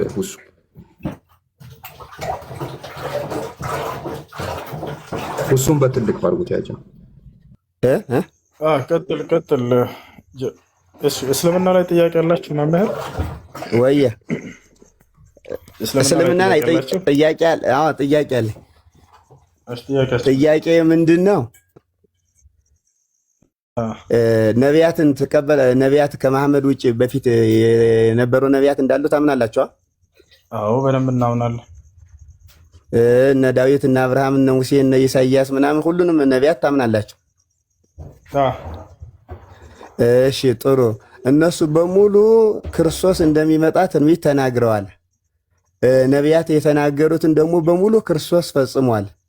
ለምሳሌ እንደሚወለድ፣ በቤተልሔም እንደሚወለድ፣ እንደሚሞት፣ እንደሚሰቀል፣ እንደሚነሳ ትንቢት ተናግረዋል። እሱን ደግሞ ጌታ በሙሉ ፈጽሞታል። እሺ የነቢያትን መጽሐፍ የት አላችሁ እናንተ? የነቢያት መጽሐፍ የት አላችሁ የምትቀበሉ ከሆነ? ለምሳሌ ዳዊት ትላላችሁ፣ ዳዊትን ትቀበላላችሁ። የዳዊት መጽሐፍ የሚለውን ትቀበላላችሁ ወይ?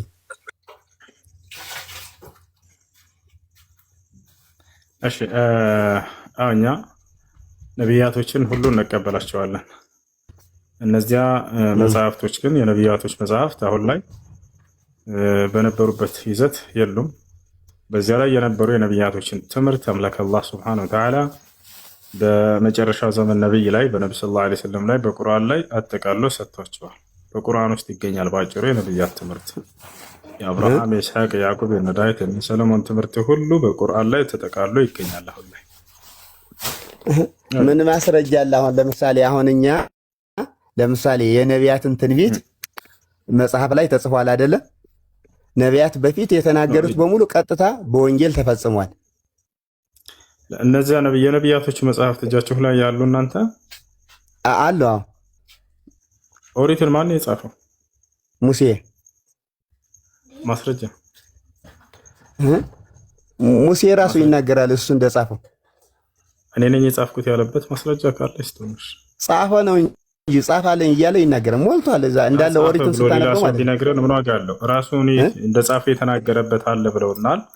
ራሱ እንደጻፈ የተናገረበት ጥቅስ ካለ ይስጡን። መጽሐፍ ቅዱስ ላይ 2 ጥቅስ አይደለም 1 ጥቅስ ራሱ ሙሴ እንደጻፈው ኦሪት ዘዳግም ምዕራፍ 9 ቁጥር 9 ላይ ያወጣ።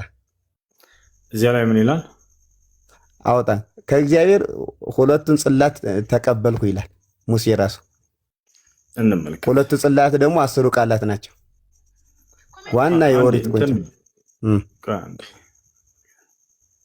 ስንት ነው ያለው? ኦሪት ዘዳግም ምዕራፍ 9 ቁጥር 9 ላይ ቁጥር 9። እሺ እንግዲህ ኦሪትን የጻፈው እሱ እንደሆነ እዚህ ጋር አለ ብለውናል። ያውና እየተናገረ ያለው ማን ነው? እዚህ ጋር ሙሴ ራሱ የድንጋይን ጽላቶች እግዚአብሔር ከእናንተ ጋር የተማማለባቸውን ቃል ኪዳን ጽላቶች ይቀበል ዘንድ ወደ ተራራ በወጣሁ ጊዜ በተራራው 40 ቀንና 40 ሌሊት ተቀምጬ ነበር፣ እንጀራ አልበላሁም ውሃም አልጠጣሁም ይላል። እዚህ ጋር ኦሪትን እንደጻፈ እሱ የተናገረ። ቀጥል ከዛ ጨርሰ ጨምር። እሺ 10 እሺ እግዚአብሔርም በእግዚአብሔር ጣት የጻፋትን 2 ድንጋዮች ጽላቶች ሰጠኝ። ስብሰባ ተደርጎ በነበረበትም ቀን እግዚአብሔር በተራራው ሰጠኝ አለ። ይሄ እዚህ ጋር አንድ ይረጋ። ሙሴ እዚህ ቦታ ላይ እንደጻፈ የተናገረበት ቦታ የለም። ይኸውልህ እግዚአብሔር በድንጋይ ላይ ጽፎ ለሙሴ እንደሰጠው አይናገርም እሱ ላይ። እሱን እኮ እኛም እኮ እናውቃለን እኮ ቁርአን ላይ ራሱ አለ። አላህ ሱብሃነሁ አንዴ አዳምጡ ባክዎትን መምህር፣ አንዴ ሐሳብ ያስጨርሱና ከዛ እንቀጥላለን። አላህ ሱብሃነሁ ወተዓላ በቁርአን ላይ ወከተብና ለሁ ፊል አልዋህ ይላል፣ በጽላቱ ላይ ጻፍኩለት እያለ ይናገራል። እርሶ ግን ያሉ ምንድነው? ነቢያቶች ራሳቸው የጻፏቸው መጽሐፍቶች አሉ ነው ያሉ። አሁን እነዚህን እዚህ ቦታ ላይ ይሄን መጽሐፍ ሙሴ እንደጻፈው ኦሪትን የተነገረበት ቦታ የኢትዮጵያ የመጽሐፍ ቅዱስ መዝገበ ቃላትን ያውቃሉ አይደለ? እዚያ ላይ ኦሪትን ማን እንደጻፈው አይታወቅም ይላል። አሁን እሱ ላይ ያነበብከው ግን ምን ይላል? ጽላቱን እንደተቀበለ ከአምላክ ጽፎ እንደሰጠው እሱን ይናገራል። እዚህ ቦታ እኮ እኛ ቁርአን ላይ ያለ ያልኳቸው ነው። አንድ ያዳምጡን ያን ይናገራል እንጂ መጽሐፉ እዚህ ቦታ ላይ ኦሪትን ሙሴ እንደጻፈው የተነገረበት ቦታ የለም በፍጹም። ይሄንን የሆነ ቦታም ላይ ሙሴ ጽላቱን ተቀብሏል ተብሎ ቢነገርም እንትን የሚል ነገር አይደለም። ነገር ግን እነዚህን አንድ ያዳምጡን። ለምሳሌ እዚህ ጋር እንሂድ። ያወጡት መጽሐፍ ላይ እዚህ ይሄን መጽሐፍ እሱን የጻፈው ካሉን ይሄኛው ጥቅስ ማን ነው የጻፈው? እስኪዩት። የእግዚአብሔርን ባሪያ ሙሴ እንደ እግዚአብሔር ቃል በዚያ በሞዓብ ምድር ሞተ ይለናል። ሙሴ ሞተ እያለ የሚነግረን ማን ነው? ስለ ሙሴ አሟሟት እዚህ ቦታ ላይ ይሄን የጻፈው ማን ነው? ወይ የሙሴን አሟሟት እዚህ ጋር የሚተርክልን ማን ነው? በቤተ ቅድም የራሱ እኮ ሙሴ እየተረከልህ ነበር። እዚያ ላይ ኦሪትን ጻፍኩኝ አይልም መምህር። ተቀበልኩ አላለም? ምንድን ነው የተቀበለው? ኦሪትን በእግዚአብሔር ጽላት የተጻፈ መጽሐፍ አልተቀበለም? በሁለት ጽላት ምንድን ነው እዚያ ላይ እዚያስ እያወራ ያለው ስለምንድን ነው? ስለ 2 ጽላት እንደተቀበለ 40 ቀን 40 ሌሊት ጾሞ ሙሴ ተቀበለ ይላል አይደለ እኮ። እዚያ ላይ የተጻፈው ነገር ምንድን ነው? 10 ቃላት የሚባላሉ ኦሪትን አይደለም እኮ። ኦሪት የሚባሉት እኮ 10 ትእዛዛት ኦሪት፣ የኦሪት ትእዛዞች 10 ናቸው። እነሱ ነው የተቀበለው ነው። እነሱን ሳይሆን 10ቱን ትእዛዛት አይደለም ጥያቄያችን። አሁን ሙሉ ኦሪትን መጽሐፉን ይሄንን 5ቱን የኦሪት መጽሐፍቶች ኦሪት ዘፍጥረት፣ ኦሪት ዘጸአት፣ ኦሪት ዘሌዋውያን፣ ኦሪት ዘኍልቍ፣ ኦሪት ዘዳግም እነዚህን መጽሐፍቶች ሙሴ እኔ ጽፌያቸዋለሁ ያለበት ቦታ የቱ ጋር ነው ጥያቄ። አሁን እዚህ ቦታ ላይ ይሄን ጽፏል ካሉን እዚህ ቦታ ላይ የሙሴን አሟሟት የጻፈው ማን ነው መምህር? ሐሳብ ገብቶኛል እኮ። አሁን ለምሳሌ ሙሴ እስከሚሞት ድረስ ያለው የጻፈው ሙሴ ነው። ግን አሁን እያልኩ ያለሁት ዋናው የኦሪት ቁንጮ የሆኑት 10 ትእዛዛት የሚባሉት እግዚአብሔር ለሙሴ እንደሰጠው ኦሪት ላይ ተጽፏል። ለዚህ ያልኩ ያለሁት ምንም አልተረዳኝም መምህር። ተረድቻለሁ። ሙሴ ከሞተ በኋላ ስለ ሙሴ ሞት እየተናገረ ማን ጻፈው አይደለም የምትለኝ? አይደለም ይሄን ሙሴ ነው የጻፈው ከተባለ መጽሐፉን እዚህ ቦታ ላይ ሙሴ ያልጻፈው ነው ይሄ እያሉና አሁን ይሄን ሙሴ ያልጻፈው የትኛው ይሄ ኦሪት ዘዳግም የእግዚአብሔር ባሪያ ሙሴ እንደ ቃል በዚያ በሞዓብ ምድር ሞተ የሚለው አሁን ይሄ ሙሴ አይደል? የሙሴ ቃል አይደለም። ይሄ ማን የጻፈው? እሺ ይሄኛማ የኋላ ጸሐፊዎች ናቸው። ማን ናቸው? አይታወቁ። የሙሴ መጽሐፍ ይኸውልህ፣ የሙሴ መጽሐፍ ኦሪት ዘጸአት ምዕራፍ 19 ላይ ቁጥር 1 ላይ አነበው። ኦሪት ዘጸአት ምዕራፍ 19 ቁጥር 1 ላይ አነበው። ይኸውልህ አወጣ 19 ቁጥር 1 ላይ 19 ቁጥር 1 ላይ በሶስተኛው ወር የእስራኤል ልጆች ከግብፅ ምድር ከወጡ በኋላ በዚያ ቀን ወደ ሲና ምድረ በዳ መጡ ይላል።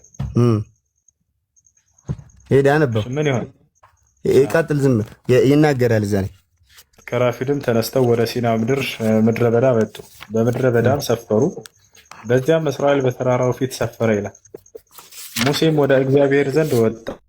እግዚአብሔርም በተራራው ጠርቶ አለው፣ ለያዕቆብ ቤት እንዲህ በል፣ ለእስራኤል ልጆች እንዲህ ንገር።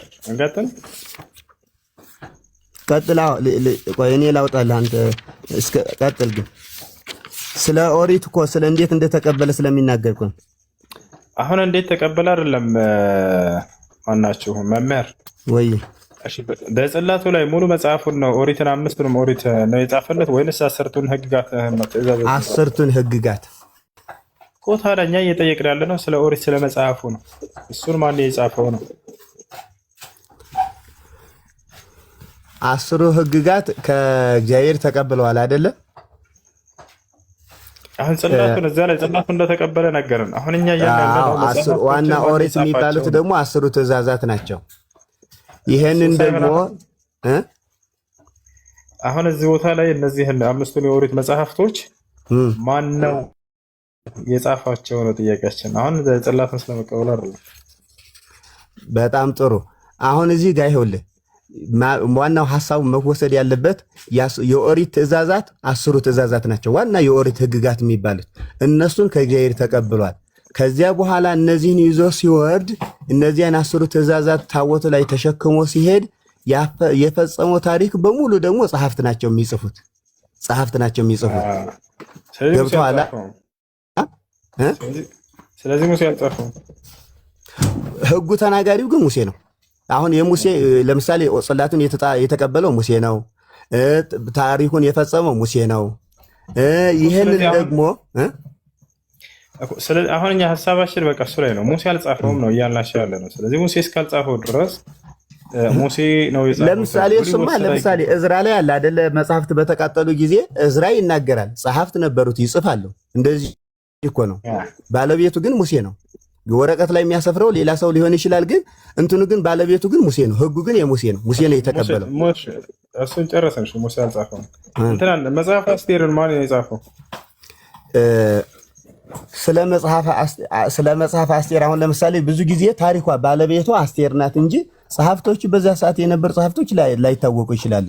ነገር ግን አሁን እየተባለ ያለው ማስረጃ ለየነቢያት መጽሐፍ ትክክል ለመሆን ማስረጃ ከተፈለገ ላስረዳ አይደለም። እነዚህን አሁን ቀደም እርሶ የተነሱት ከምን መሰላቸው? አሁን ልጠይቃቸው የቻልኩት በምክንያት እነዚህ መጽሐፍቶቻችን የነቢያት መጽሐፍት ራሳቸው የጻፏቸው ናቸው፣ በእጃችን ላይ ይገኛሉ ስላሉ ነው። አሁን ሙሴ ነው የጻፈው። አንዴ ልጨርስ ከይቅርታ ሙሴ ነው ወይ የጻፈው ስላቸው መጨረሻ ላይ ሙሴ አልጻፈውም ብለው አመኑ። ልክ እንዲሁ ዕብራውያን ማን ነው የጻፈው? ለምሳሌ እስኪ ወደ አዲስ ኪዳን ደግሞ እንምጣ። ዕብራውያን አልተጻፈም። ለምሳሌ ማን እንደጻፈው አልተጠቀሰም። ዕብራውያን አልተጠቀሰም። ማን እንደጻፈው ዕብራውያንን አሁን ማን እንደጻፈው ዕብራውያንን አልተገለጸም።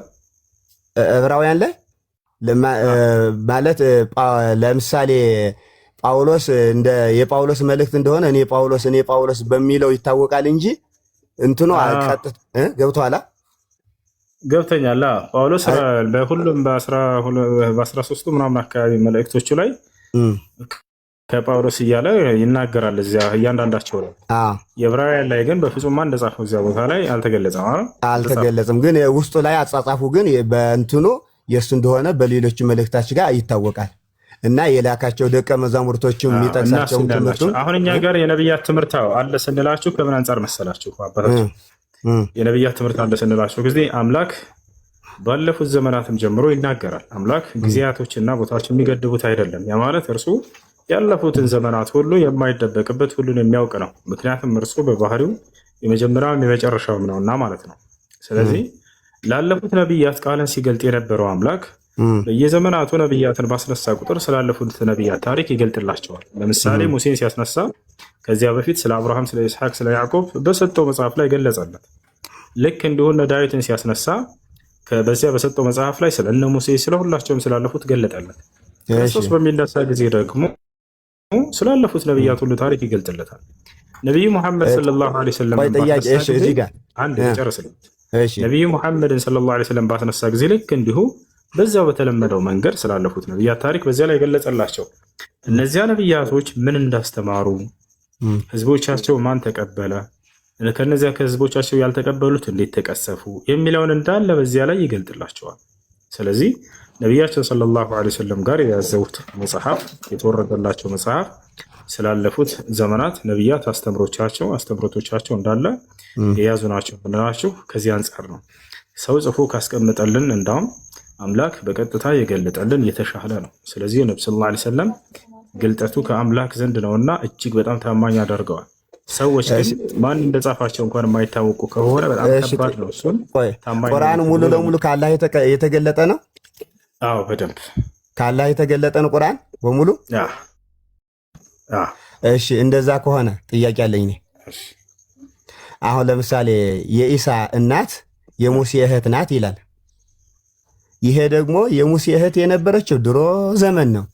ማርያም ደግሞ የተወለደችው በኋላ ዘመን ነው ይላል ቁርአን ላይ። እንደሱ ነው የሚል። እሺ ወላሂ ለመጣስ እሺ አውጣው እስኪ እናንበው። የኢሳ እናት የሙሴ እህት ነች አይደለም? እሺ እንዴት ነው የሚለው? የሃሩን እህት ይላታል እኮ። የአሮን እህት አሮንና ሙሴ ደግሞ ወንድማማች ናቸው ብዬ ነው። አሮን የሙሴ ወንድም ነው አይልም እኮ። የስም መመሳሰል የሚባል ነገር አለ። ለምሳሌ የኢየሱስ ክርስቶስ አባት ተብሎ የስም መመሳሰል ነው የሚተረጉመው። ነቢዩ መሐመድ ሰለላሁ ዐለይሂ ወሰለም ተጠይቀው ነበር። እሱን አንቀጽ አንስተው ክርስቲያኖች ናቸው በዘመናቸው ሲጠይቋቸው ቁርአን ላይ ማርያም የሙሴ የማን ነው የሃሩን እህት ነች ይላል። እንዴት ተብሎ የእርሱ እህት ልትሆን ትችላለች? በሃሩንና በማርያም መካከል ይሄን ያክል ሁሉ ዓመታት በመካከል አለ እኮ ብለው ሲጠይቋቸው ይህ የስም መመሳሰል ነው፣ ያ የሙሴ ወንድም ሃሩን አይደለም ብለው ነብዩ ሰለላሁ ዐለይሂ ወሰለም ተናግረዋል። እነርሱ ባለፉት ዘመናት በነቢያቶቻቸው ስም ስለሚሰይሙ ነው ብለው ተናግረዋል። ስለዚህ ማርያም እሺ አሮን የሚባል ወንድም ነበራት ነው የኢሳ እናት? አዎ እንደዛ ይላል። ታሪኩ ለምሳሌ ከታሪኩ ከኋላ ዘር ሐረጉ ሲቆጠር እናትና አባቷ አሁን መጽሐፍ ላይ እንደተጻፈው ሐናና ኢያቄም ናቸው። ከዛ ሌላ ልጅ አልወለዱም፣ ሌላ ልጅ የላቸውም። ማስረጃ የለም እንደሱ የሚል ማስረጃ የመጽሐፍ ቅዱስ ላይ የሚታወቀው እንደዛ ነው። መጽሐፍ ቅዱስ ላይ ወንድም የላትም የሚል ቃል የለም። ካለ ያሳይ። ያሉት ተጽፈዋል። አሮን የሚል ግን እዛ ላይ አልተዘረዘረም። ያሉት ተጽፈዋል ማለት ያንን የለም ብሎ እንትን ለማለት እንደ ማስረጃ ለመጠቀም የለም የሚል ቃል ያሳዩን እስኪ። ይኸውልህ እዛ ላይ ተጽፈዋል አይደለ? ዝርዝሩ የኢየሱስ ክርስቶስ ከአዳም ጀምሮ ዘር ሐረጉ ተጽፈዋል አይደል? አንዴ አዳምጡን። እንደዛ ሳይሆን ይኸውላችሁ፣ ምሳሌ እኔ ሁሴን ወንድም የለውም ለማለት ለምሳሌ ሁሴን፣ ሙሐመድ፣ አብዱ፣ ሰይድ የሚባሉ ወንድሞች አሉት አለና ሰውየው ሄደ። ኦኬ ሌላ ሰይድ የሚባል ወንድም ወይም ሌላ ስም ጠርቼ ዘለቀ የሚባል ወንድም የለውም የሚያስብል ሙግት ከዚህ ጋር እንደ ማስረጃ ሊነሳ አይችልም። ለማስረጃ ለክርክር አይቀርብም። ግን ብቻ እንዲህ ከሆነ የምትተረጉሙት እንደ ሀሳብም ሊያስኬዳችሁ ይችላል። የአሮን እህት ማርያም የምትለው እዚህ ቦታ ላይ ያዳምጡናል። ላስረዳቸው። አንደኛ ቃሉ ላይ እየተናገሩ ያሉት አይሁዶች ናቸው። አይሁዶች ምን አሉ? አንቺ የሃሩን እህት ሆይ አሏት ነው የሚለው ቁርአኑ። እሱ አሏት። ለምሳሌ ከሃዲዎች መጥተው ክርስቶስን እብድ ነው አሉ ይላል አይደል? መጽሐፍ ቅዱስ ላይ አብዷልና ብለው። ስለዚህ አሉ ስለተባለ ያ ነገር ኢየሱስ እብድ ነው ብዬ ጥቅሱን ይዤ መሄድ እችላለሁ ወይ? አልችልም። ይህ የሰዎች ንግግር ነው እንጂ መጽሐፉ ሌላ ይሄ በቃ ለመከራከርም አይመችም። ግን ቃሉ የሚለው ግን የአሮን እህት ሲል ሌላ አሮን በእስራኤል ስለማይታወቅ የሙሴ ወንድም አሮን ካህኑ ብቻ ነው የሚታወቀው። ግን ለክርክር ያው ማስረጃ ስለሌለ መከራከር አይመችም እንጂ ቃሉ የሚለው እንደ መጽሐፉ ከሆነ የአሮን በእስራኤል ዘንድ የሚታወቀው የሙሴ ወንድም አሮን ነው እንጂ ሌላ የለም። ግን እዚህ ጋር ደግሞ ኢሳ የአላህ ቃል ነው ይላል አይልም? የአላህ መንፈስ ነው ይላል አይልም? የአላህ ቃል ነው ይላል አይልም? እያጠራ እንድንሄድ የመጀመሪያውን አንዴ ላስረዳቸው ያዳምጡኝ። እሱን በቃ ተው፣ ለመከራከርም አይመችም። አሁን አንተ ካላመንክልኝ ምንም ሊከራከር አይመችም። ምክንያቱም በእስራኤል ዘንድ ታዋቂ አሮን የሚባል መጽሐፍ ላይ ስሙ የተጻፈ የለም። አንድ ጊዜ አዳምጡኝና ከዚያ በኋላ ወደ ቀጣይ ይሄዳሉ። አንዴ ይሄን ላስረዳ። በብዙ መንገድ ይሄ ስለሚመለስ ነው። እሺ፣ አንደኛ አይሁዶች ናቸው አሏት የሚለው፣ ሁለተኛ ነገር እሺ ቁርአን አለን በል። ስለዚህ እንዳው እነሱ እንደሄዱት ራሱ መምህር እንደሄዱት የሙሴ ወንድም ራሱ ሃሮን ነው ብለን ብንሌት ራሱ ያስኬደናል ወይ? አዎ ያስኬደናል። ለምን ከተባለ የእምነት ወንድማማችነት የሚባል ነገር አለ አይደለ? የእምነት ወንድማማችነት አለ፣ የስጋ ወንድማማችነት አለ፣ የእምነት ወንድማማችነት አለ።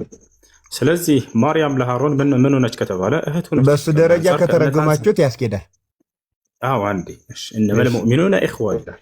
አማኞች ወንድማማቾች ናቸው ይላል። ታስታውሱ ከሆነ መጽሐፉ ላይ ኢየሱስ ክርስቶስ እናትህና ወንድሞችህ ውጭ ላይ እየጠበቁህ ነው ሲሉት ጊዜ ማናት እናቴ ማናቸው ወንድሞቼ?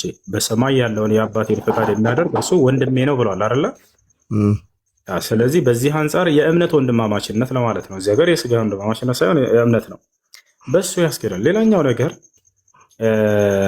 ማርያም በሃሮን በኩል የመጣች ስለሆነች እርሷን ልክ እንደ ሃሮን እንደ ቅድመ አያቷ እንደ ሃሮን ጻድቅ አድርገው ነው ያሰቧት። እነዚህ አይሁዶች ያልጠበቁትን ነገር ሰርታ ስትመጣ እንደነሱ ግንዛቤ በዝሙት ነው የጠረጠሯት። ቦታቸዋል ክርስቶስን ወልዳ ስትመጣ ጊዜ ማለት ነው።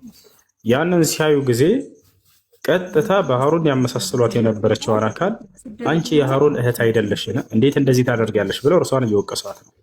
ቦታቸዋል ልክ ለምሳሌ አባቱ ያልሆነን አካል የሩቅን አካል አንስቶ ማለት ነው። እሱ ገብቶኛል። በቃ ወደ ቀጣይ ሀሳብ በእሱ አካሄድ ከሆነ ጥሩ ነው ነው በመሀላቸው የዘመን ልዩነት እንዳለና ቀጥታ የአሮን እህት ማርያም እንዳልሆነች በትርጉም እንደሆነ እንደሱ ከሆነ ገብቶኛል። ግን የእኛ መጽሐፍ ላይም ሲሆን የእናንተን ትርጉም እንደተረድኋችሁ የእኛን ትርጉም ደግሞ መረዳት አለባቸው። አሁን ይሄን የእናንተን ትርጉም ገብቶኛል። ገብቶሃል? ይሄ በእሱ አይነት ከሆነ እኛም ስለምንላቸው ቴሌብር ደግሞ ከሆነ 0909 አይደል ቴሌብር ያለች ሀገር ነች። እዛች ሀገር ላይ ክርስቲያኖች ይኖሩባት ነበር። ነብዩ ሰለላሁ ዐለይሂ ወሰለም በተላኩበት ዘመን እና የነጅራን ክርስቲያኖች ቁርአንን ያዳምጡ ነበር፣ ይሰሙ ነበር። እና ስለዚህ አንቀጽ ራሳቸው መጥተው በቀጥታ አቡ ዘር አልጊፋሪ የተባለ ሱሐባ ነበር። ይህን ሰው ጠየቁት። የነብዩ ሰለላሁ ዐለይሂ ወሰለም ባልደረባ ነው። በቁርአናችሁ ላይ ማርያምን የአሮን እህት ይላታል፣ ምን ለማለት ነው? በሃሮንና በማርያም መካከል ብዙ ዘመናት ነበር እኮ እንዴት እህቱ ልትሆን ትችላለች? ብለው በጠየቁ ጊዜ ራሳቸው ነብዩ ሰለላሁ ዐለይሂ ወሰለም ጋር ሄዱና ያ አቡ ዘር አልጊፋሪ ክርስቲያኖች ስለዚህ አንቀጽ ጠይቀው ነበር፣ መልሳቸው ምን ይሆን ብለው ተጠይቀው ነብዩ ሰለላሁ ዐለይሂ ወሰለም እነሁም ካኑ ይሰሙን አውላደሁም ቢአሳሊሒነ ቀብለሁም ብለው ተናገሩ። ነብዩ ሰለላሁ ዐለይሂ ወሰለም እነርሱ ልጆቻቸውን በቀደሙት ጻድቃኖቻቸው እና በነቢያቶቻቸው ስም ይጠሯቸውና ይሰይሟቸው ስለነበር ነው ብለው ተናግረዋል። ስለዚህ የቀደመውን ያንን ሃሩንን ሩቅ እንደሆነ ተናገሩ። ነብዩ ሰለላሁ ዐለይሂ ወሰለም የስም መመሳሰል እንደሆነ ተናገሩ። ስለዚህ ያንን ሃሮን ጻድቅና መልካም ስለነበር ማርያምን ከእርሷ ጋር እርሷም ጻድቅና መልካም ሴት ስለሆነች ከዚያ ጋር በማስተያየት ይጠሯቸዋል እንጂ በፍጹም እርሱ የእርሷ ወንድም አላት። ያንን ሃሮን የሙሴ ወንድም ራሱ ሃሮን ነው እያለ አይደለም። የሙሴ ወንድም ሃሮንን የማርያም ወንድም የስጋ ወንድም ነው እያለ አይደለም ቁርአን። እንደሱ ከሆነ እሱ ይሄን ተቀብያለሁ። ለምን መሰለ? እኛም እንደሱ ብለን ስለምንተረጉ ማርያም እህቱ ለሙሴ ማርያም የሙሴ እህቱ ስንላት ምስጢር ስለሚያገናኛቸው ብለን እንተረጉማለን። ይሄ ጥሩ ነው። ግን እኛ ስንተረጉም ደግሞ የእኛን መጽሐፍ ማብራሪያ ስንሰጥ ደግሞ ሳሰጣችሁ እንደዚህ መረዳት አለባችሁ እናንተም። ሁለተኛ ጥያቄ ያለኝ ኢሳ የአላህ ቃል ነው የሚል አለ የለም ቁርአን ላይ? ወይም የአላህ መንፈስ ነው የሚል? እሺ ዒሳ ዓለይሂ ሰላም የአላህ ቃል ነው የአላህ መንፈስ ነው ሳይሆን የሚለው በአላህ ከሱ የተገኘ ነው። በአላህ ቃልና መንፈስ የተገኘ ነው። እርሱ በአላህ መንፈስ ሲባል ጊዜ አላህ ከፈጠራቸው ቃሉ የሚለው እንዴት ነው? በአንዷ መንፈስ ከእርሱ የሆነ በሆነ መንፈስ ከእርሱ በሆነ ቃል ተብሏል። ከእርሱ በሆነ ቃል ነው የሚለው። ኢሳ የአላህ ቃል ነው የሚል የለም።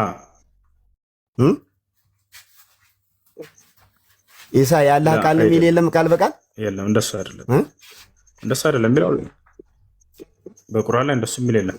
ቢልም ራሱ በአላህ ቃል እና በአላህ መንፈስ መገኘቱን ለመግለጽ ነው። በሌላ ነገሮች ላይ ተገልጿል። እሺ በቁርአን ላይ ያሉትን ላንብብ። አሁን እኔ ያነበብኩትን ላስረዳህና መሲሁ ዒሳ ኢብኑ መርየም ረሱሉላህ። እሺ እኔ ያነበብኩት አልመሲህ ኢሳ የአላህ ቃል ነው የሚል ነው ያነበብኩት እኔ ቁርአን ላይ ማለት ነው። እና ምን አይነት ጥያቄ ፈጠረብኝ? ኢሳ የአላህ ቃል ከሆነ ከማርያም ከመወለዱ በፊት አላህ በምን ይናገር ነበረ? እሺ የመጀመሪያው የት እንደሚገኝ ይነግሩኛል። አሁን ኢሳ መሲህ አላህ ቃል ነው የሚለው ሱረቱ ማርያም ነው ምዕራፍ 144 ብቻ አላቅም። ቃወጥቼ እስከማገኝህ ድረስ አንተ ካላስታወስከው እኔ ምዕራፍና ቁጥሩን አላስታውስም፣ ግን ማውጣት እችላለሁ። ለአሁን ባይደርስም ለፍረዳችሁ የሚለውን እሺ ካለ ብታነብልኝ ደስ ይለኛል። በሱረቱ ኒሳ የሚላለ መጨረሻው ገጽ ላይ እሺ የትኛው ላውጣላቸው? ሱራ አልዕምራን አለ፣ ሱረቱ ኒሳ ላይ ያለ፣ ሱራ መርየም ላይ ያለ ሱራ መርየም ላይ ያለው ይመስለኛል። እሱን አውጣልኝ። ኢሳ ያላህ ቃል ነው የሚል አይደለም ያለው። ለማንኛውም ይሄን ነው። ከማን እንጀምር? ሱረት አልዕምራን ላይ የሚለው እንጀምር። ያና አልዕምራን ላይ እንጀምር።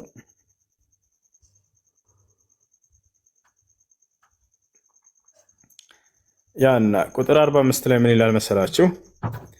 መላእክትም ይላል። መላእክትም የሚለው እዚህ ቦታ ላይ ገብርኤልን አስመልክቶ ነው።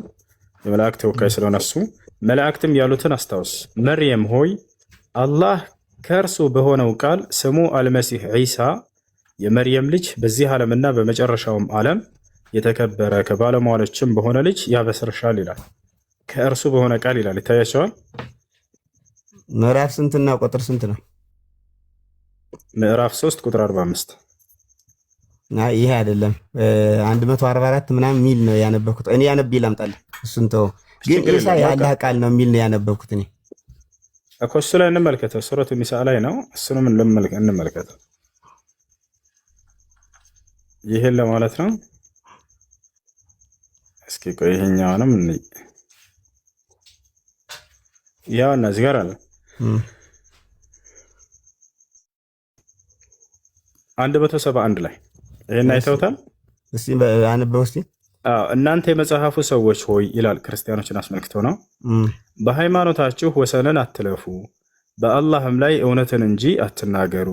የመርየም ልጅ አልመሲህ ዒሳ የአላህ መልእክተኛ ወደ እርሱም ወደ መርየም የጣላት የሁን ቃሉም ከእርሱ የሆነ መንፈስም ብቻ ነው።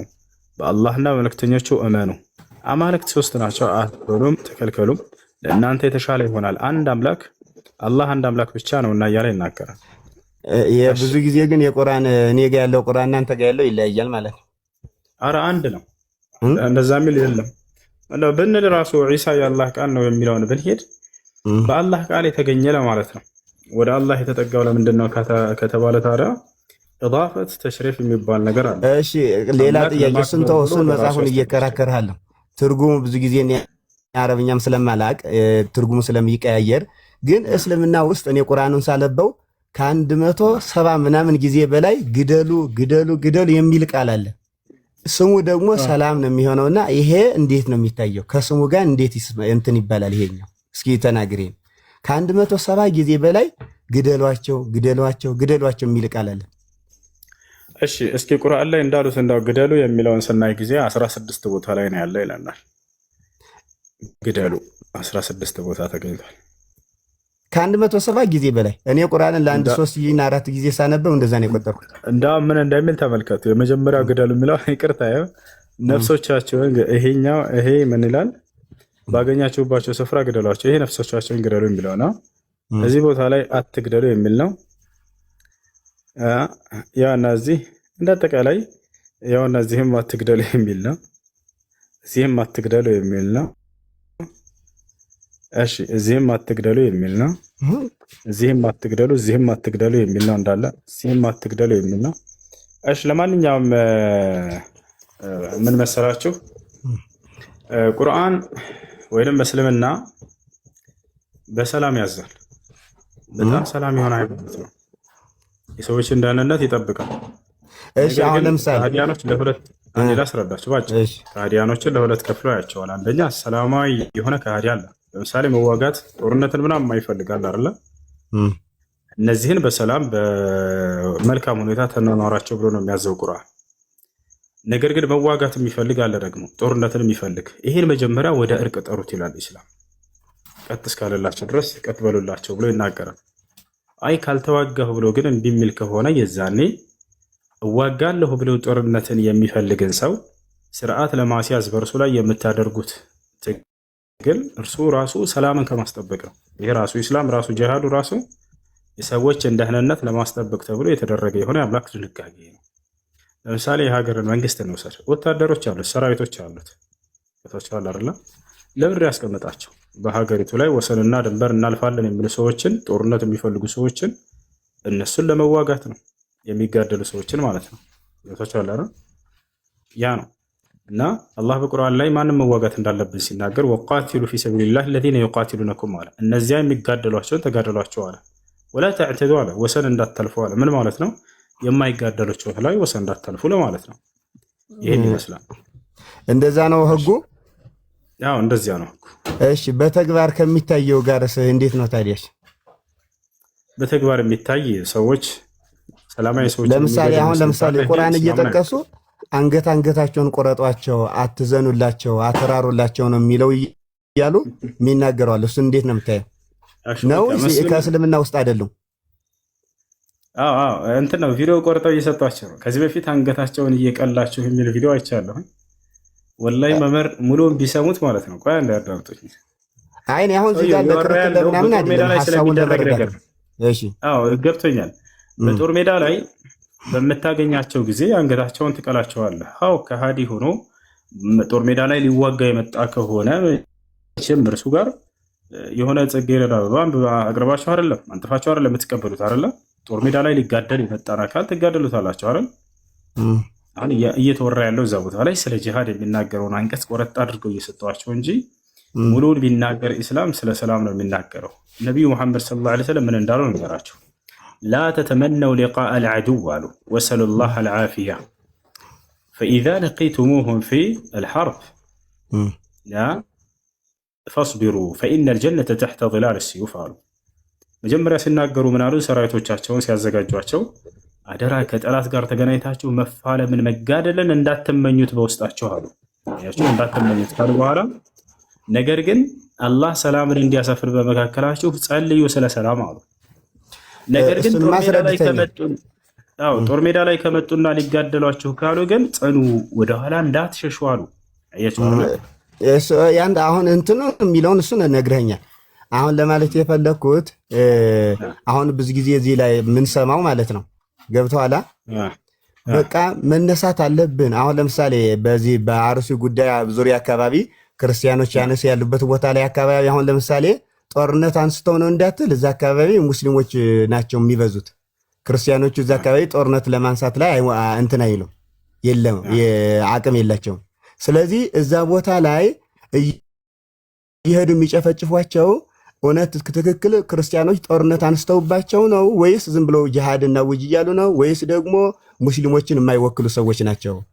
በቲክቶክ ላይ ደግሞ በትክክል ዳርዳሩን እንጨርሳቸዋለን ሰራዊት አዘጋጅተናል አይነት ምናምን እያሉ በግልጽ መግለጫ ይሰጣሉና ይሄ ትክክለኛ ነው ወይስ ደግሞ እምነታቸውን አለማወቅ ነው?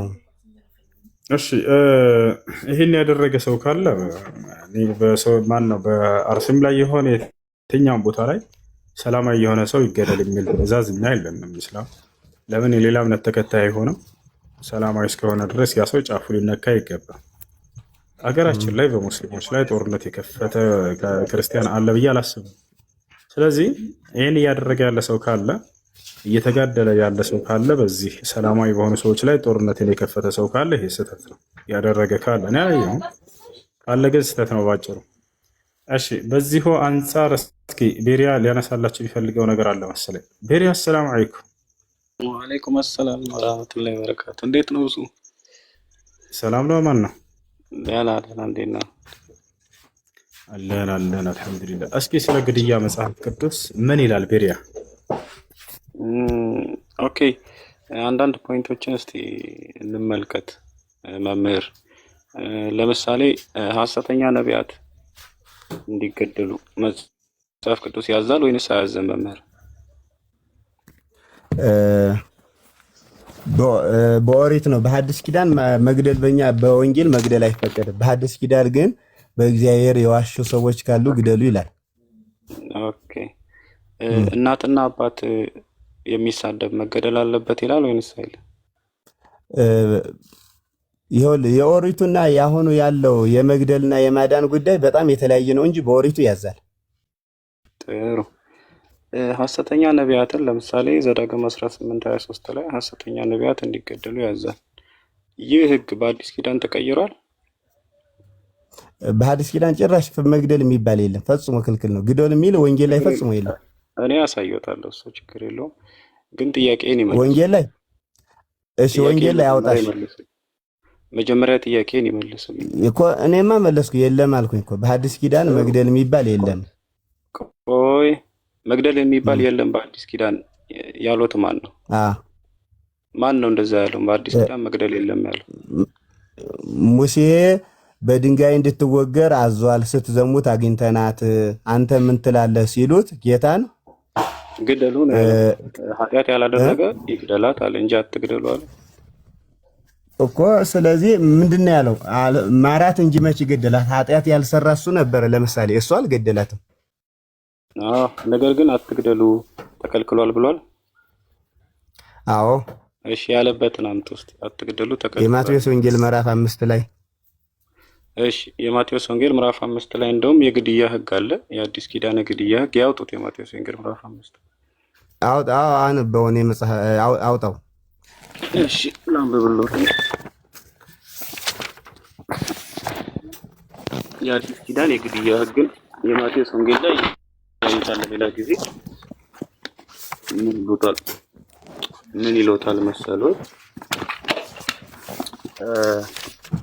የማቴዎስ ወንጌል ያው ላነብልህ ቁጥር 21 ላይ ያው ላነብልህ እኔ ራሴ አነብልህ። የማቴዎስ ወንጌል ምዕራፍ 5 ቁጥር 21 ላይ አንብበው። ያንብቡ። ምን ይላል?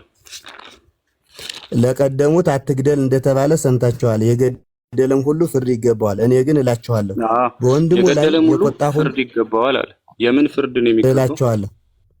ይኸውልህ ስማኝ። እኔ ግን አለ እላችኋለሁ። ከቀደመው ሲያሻሽለው ጌታ እኔ ግን እላችኋለሁ በወንድሙ ላይ የሚቆጣ ሁሉ ፍርድ ይገባዋል። የምን ፍርድ? ወንድሙንም ጨርቃም የሚለው ሁሉ የሸንጎ ፍርድ ይገባዋል።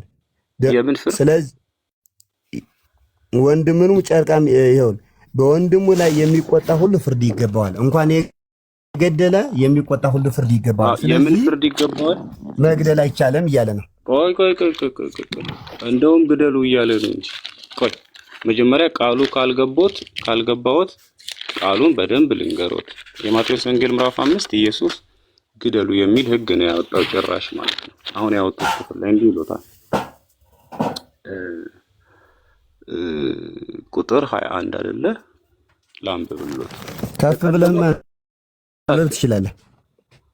እንደውም ቁጥር 21 እንዲህ ነው የሚለው ለቀደሙት አትግደል እንደተባለ ሰምታችኋል። አትግደል ተብሏል። እንደውም የቀደመው ሕግ አትግደል ነው አለና ቀጥሎ ምን አለ? የገደለ ሁሉ ፍርድ ይገባዋል። የገደለ ፍርድ ይገባዋል። ፍርዱ ምንድነው? የገደለ ይገደላል። ፍርድ እያለ ያለው እሱ ነው። ቀጥሎ እኔ ግን እላችኋለሁ በወንድሙ ላይ የሚቆጣ ሁሉ ፍርድ ይገባዋል። ምን? ግድያ ይገባዋል አይደለም መግደል፣ የሚቆጣ ግድያ ይገባዋል። ተሳስቷል ወይንስ አልተሳሳተም? ጨርስና እኔ ደግሞ አወራለሁ። የራስን ሐሳብ ጨርስ። ግድያ ይገባዋል አይልም፣ ፍርድ ይገባዋል ነው። ቆይ ፍርድ ምንድነው? በብሉይ ኪዳን ፍርድ ማለት ምን ማለት ነው? ግድያ አይልም። ጨርስና ቃሉን አጠበላሽው። ሀብታሙ አንዴ የሚውታል እንዲህ ይሎታል። በወንድሙ ላይ የሚቆጣ ሁሉ ፍርድ ይገባዋል አለ። ፍርድ እያለ ያለው በብሉይ ኪዳን ፍርድ አለ። የምን ፍርድ? የሸንጎ ፍርድ ይባላል። የሸንጎ ፍርድ ማለት ሰዎች ተሰብስበው በድንጋይ ይወግራሉ እና ይገላሉ። ለምሳሌ ሐሰተኛ ነቢያት ካገኙ በድንጋይ ወግረው ይገላሉ። ዝሙተኛ ካገኙ በድንጋይ ወግረው ይገላሉ። እናትና አባትን የሚሰድብ ካገኘ በድንጋይ ወግረው ይገላሉ። ይሄ ፍርድ ይባላል። የሸንጎ ፍርድ ማለት ወይንም ተሰብስበው በማህበረሰብ ዘንድ የሚፈርዱት። አሁን ማብራሪያውን የራስን ወደ ንባቡ ሂድና ጥያቄውን ጠይቀህ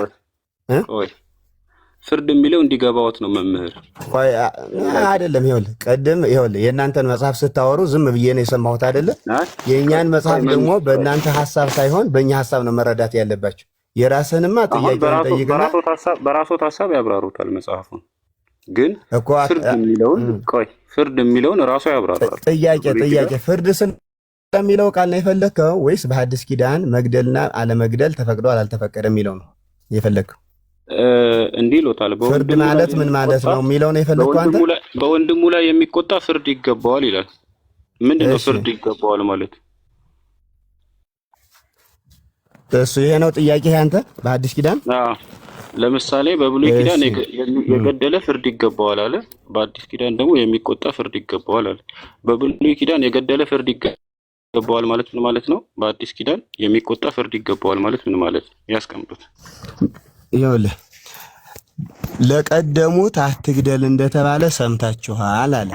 አትግደል የሚለው ቃል የት ነው ያለው ከተባለ ኦሪት ዘጸአት ምዕራፍ 20 ላይ ነው ያለው። ከአስሩ ትእዛዛት አንዱ ቆይ ስማኛ፣ ከአስሩ ትእዛዛት አንዱ አትግደል የሚል ነው። ገብቶሃል? አሁን እዚህ ደግሞ ጌታ ሕጉን ጠበቅ ሲያደርገው አትግደል ብቻ ሳይሆን አትሳደብንም ጭምር ሕግ ሰራበት። ፍቅሩን ጠበቅ አደረገው። የገደለ ፍርድ ይገባዋል። ጥያቄውን ይመልሱ። የብሉይ ኪዳን ስለምናውቀው እሱን አብራሩ መምህር። አሁን ጥያቄውን ብቻ ይመልሱ። የገደለ ፍርድ ይገባዋል ማለት ምን ማለት ነው? ይኸውልህ ወዳጄ፣ መልስ የምትፈልግ ከሆነ ተረጋግተህ ስማኝ። ልክ አንተ ቅድም ሆሱ ሲያወራ እንደሰማሁት ማለት ነው። እሱ ሲያወራ እንደሰማሁት አንተም ስማኝ መልስ የምትፈልግ ከሆነ። አሁን እዚህ ጋር እያለ ያለው ለቀደሙት አትግደል እንደተባለ ሰምታችኋል። አትግደል የሚለው ቃል ከአስሩ ትእዛዛት አንድ ነው ብያለሁ። ጌታ ደግሞ እዚህ ላይ በሐዲስ ኪዳን ምን ጨመረበት? አትግደል ማለት ላይ አትሳደብንም ጭምር ጨመረበት። መሳደብንም ኃጢአት ነው እያለህ ነው። ከተሳደብክ ኃጢአት ይሆንብሃል፣ በፍርድ ያመጣብሃል፣ ይፈረድብሃል ከተሳደብክ እያለ ምንድነው ፍርዱ? ቆይ ታገሳ፣ ወደ እሱ ልደርስ እኮ ነው። እሺ ልደርስልህ እኮ ነው። በፊት ያለ ከአስሩ ትእዛዛት አንዱ ላይ የገደለ ሰው አትግደል የሚል ትእዛዝ ነው ያለው። እዚህ በሐዲስ ኪዳን ደግሞ አትሳደብ የሚል ትእዛዝ ጨመረበት። ከተሳደብክ ልክ የገደለ ሰው እንደሚፈረድበት የተሳደበ ሰውም ይፈረድበታል እያለ ነው። አሁን እዚህ ጋር ፍርድ የሚለው ቃል እንምጣ። ፍርድ የሚለው በሐዲስ ኪዳን ጌታ ወንጌል ካስተማረበት ሰዓት ጀምሮ እስካሁን ድረስ በድንጋይ ተወግሮ ወይም ደግሞ ይህን ትእዛዝ አፍርሰሃል ተብሎ በድንጋይ ተወግሮ በእሳት ተቃጥሎ የሞተ ሰው የለም ከክርስቲያኖች ወገን። በብሉይ ኪዳን ግን አንድ ሕግ ካፈረሰ ቀጥታ ግደሉ ስለምትል ኦሪት ይገድላሉ። ለምሳሌ ማን ተገድሏል ካልከኝ መጽሐፈ ኢያሱ መመልከት። ተረጋጋ። ፍርድ ስለሚለው ቃል የራስዎትን ፈቃድ አያብራሩ። መምህርነት ማለት ምን ማለት ነው? ወዳጄ ቆይ ስማኝ። ያንተን እኮ በግምትም ስታወራ በመልስም ስታወራ ዝም ብዬ ነው የሰማሁት። አሁን ስማኝ። ከጥያቄው በኋላ ያንተ ተራ ላይ ደግሞ ታወራለህ። ጥያቄውን ያወሩ መምህር። ያልገባህን ስጨርስ ትጠይቀኛለህ። ይሄን ያልከው ከምን አምጥተህ ነው የሚለውን በኋላ ትጠይቀኛለህ። ኦኬ መምህር፣ አንዴ እንዲረዱን ተረድቻለሁ። ምን እንረዳለሁ? አወራ እኮ ተረድቻለሁ። እንዴ መምህር አንዴ ቃሉ በቃ አሁን ወንድሙ ላይ የሚቆጣ ሁሉ ፍርድ ይገባዋል አለ። የገደለ ፍርድ ይገባዋል ማለት ምን ማለት ነው? ፍርድ ማለት የሚለው ምን ማለት ነው? እና እሱ ላይ ልመጣ ስለ አላስወራልከኝ። እሱ ላይ ይምጡ። በቃ ፍርድ ማለት ምን ማለት ነው? የገደለ ፍርድ ይገባዋል ማለት በነፍሱ ይፈረድበታል ማለት ነው በሐዲስ ኪዳን። ስለ አዲስ ኪዳን ማይጠየቁት በብሉይ ኪዳን እኮ ነው። አትግደል እንደተባለ ሰምታችኋል። በብሉይ ኪዳንማ በድንጋይ ተወግሮ ይሞት ነበረ። በብሉይ ኪዳን በድንጋይ ተወግሮ ይሞት ነበር። ምንን የሚያመለክት ነው? እዚህ ክፍል ላይ የገደለ ሁሉ ፍርድ ይገባዋል የሚለው የገደለ ፍርድ ይገባዋል ማለት በነፍሱ ሲኦል ይገባል ይፈረድበታል ማለት ነው እንዴ? በብሉይ ኪዳን በነፍሱ ሲኦል ይገባል የሚባል ነገር አለ እንዴ? አሁን ስለ ሐዲሱ እኮ ነው እያወራን ያለው። የቀደመውንማ ተናገረ እኮ እኔ ግን እላችኋለሁ ብሎ የሐዲሱን እያወራን የሸንጎ ፍርድ ነው አይገባዋል የሚለው የሸንጎ ፍርድ የነፍስ ፍርድ ነው እንዴ መምህር? አዎ በአደባባይ እኮ ነው ክርስቶስ ሊፈርድ የሚመጣው። ኧረ እባክዎትን እና በሹክሹክታ ነው እንዴ? በአደባባይ እኮ ነው ሊፈርድ የሚመጣው ጌታ። አሁን አውዱን መምህር ለሌላ ጊዜ እንዲረዱ እንደው እባክዎ እንደው አውዱን ለሌላ ጊዜ ሪከርድም ስለሚደረግ መልሰውም ስለሚሰሙ ምንም ይደረግ ችግር የለም። ሸንጎ የሚለው በሐዲስ ኪዳን ግደሉ የሚል ሰው የለም። በሐዲስ ኪዳን መግደል ክልክል ነው። መምህር ላንብብ። መግደል ክልክል ነው በሐዲስ ኪዳን ፈጽሞ ማለት ነው። ይኸውልህ ለምን መሰለህ? ያንተን ሐሳብ ተውና የኔን መጀመሪያ ስማ። በሐዲስ ኪዳን እኔን የማምንበት አይደል አንተ አይደል የምታምንበት። ከመጽሐፉ ውጪ ማውራት ተገቢ ነው? ተገቢ ነው ሳይሆን እኔ ነኝ እኮ የማምንበት አንተ አይደል። በሐዲስ ኪዳን ውስጥ የሸንጎ ፍርድ ማለት ክርስቶስ ከተወለደ ጀምሮ እስካሁን ድረስ አንድም ክርስቲያን በሰራው ኃጢአት በድንጋይ ተወግሮ ተገድሎ አያውቅም። ካሁን ጀምሮ ለምን? በብሉይ ኪዳን ግን ብዙ ሰዎች ተገድለዋል። በጣም ብዙ ሰዎች ተገድለዋል በብሉይ ኪዳን ግደሉ ስለሚል። በሐዲስ ኪዳን ግን አንድም ሰው ተገድሎ አያውቁም እስካሁን ድረስ አንድም ሰው ተገድሎ አያውቅም። ለምንድን ነው ያልተገደለው? መግደል ስለማይፈቀድ። ጥሩ አሁን መግደል ስለማይፈቀድ ብለውኛል። ጥሩ መልስ። ቁጥር 22 እንዲህ ይሎታል፣ በወንድሙ ላይ የሚቆጣ ሁሉ ፍርድ ይገባዋል፣ በወንድሙም ጨርቃል የሚለው ሁሉ የሸንጎ ፍርድ ይገባዋል አለ። ቀጥሎ ደንቆሮ የሚለው ሁሉ የገሃነም እሳት ፍርድ ይገባዋል አለ። የሸንጎ ፍርድና የገሃነም እሳት ፍርድ ልዩነቱ ምንድን ነው?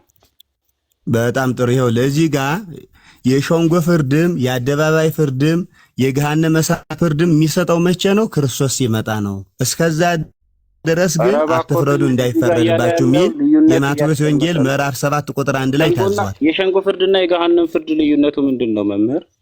አንድ አይነት ነው። በሸንጎም ገሃነም አለ፣ በገሃነም ሸንጎ አለ። አንድ ላይ ነው የሚተረጎመው። ተመሳሳይ ነው። አንድ ላይ ነው የሚተረጎመው። ምክንያቱም ጌታ በአደባባይ ይገለጣል። ከዛ በአደባባይ ደግሞ ወደ ገሃነም ሂዱ፣ ወደ ሲኦል ሂዱ ብሎ ይፈርዳል። መምህር እንዲህ ከሆነ ተመሳሳይ ከሆነ ወንድሙን ጨርቃም የሚለው ሁሉ የሸንጎ ፍርድ ይገባዋል፣ ደንቆሮ የሚለው ሁሉ የገሃነም ፍርድ ይገባዋል ሲል ተመሳሳይ ፍርድ ከሆነ እና የሰደበውን ሌላ ገሃነም የጨርቃም ያለውን ሌላ ገሃነም ለእያንዳንዱ ስድብ ሌላ ፍርድ ልታዘጋጅለት ነው እንዴ? እንደው ለሌላ ጊዜ መምህር እንደው አስተማሪያቸውን አስተማሩ እንዳይባል እንዲገባዎት ሸንጎ ማለት የግሩፕ ፍርድ ወይንም በብሉይ ኪዳንና በአዲስ ኪዳን በአዲስ ኪዳን እንደዚህ የሚባል የለም አልኩህ እኮ ነገርኩህ እኮ። ቃሉ የተነገረው የመጣው ከብሉይ ኪዳን ስለሆነ ነው እንጂ ሐዲስ ኪዳን ይችን ቃል ብቻ እኮ አይደለችም። ሐዲስ ኪዳን የሚባለው ከማቴዎስ ወንጌል እስከ ራእየ ዮሐንስ ድረስ ነው ሐዲስ ኪዳን የሚባለው። ሌላም ደግሞ 8ቱ ኪዳናት የሚባላሉ 27 መጽሐፍት ናቸው እኮ የሐዲስ ኪዳን። እነዚህ ሁሉ አንድ ላይ ነው የምተረጉማቸው። ይችን ቃል ብቻ አይደለም የምተረጉመው። ይቺ ቃል ንባቡ ከብሉይ ኪዳን ስለመጣ ነው። ሲተረጉም በሐዲስ ኪዳን ነው የሚተረጉመው። ገባህ? እኛ ጋር ትርጉሙ ማወቅ አለብህ። ልክ አንተ የማርያም ልጅ ወንድሙ ያለው በምስጢር ነው ብለህ እንዳስረዳኸኝ የዚህኛው ምስጢር መረዳት አለብህ። ሐሳቤ ገብቶሃል? እቺ ቃል ብቻ አይደለችም ሐዲስ ኪዳን የምትባለው ከማቴዎስ ወንጌል ምዕራፍ 1 እስከ ራእየ ዮሐንስ ድረስ ያለው ቃል። የማቴዎስ ወንጌል አንድምታ አለው እንዴ?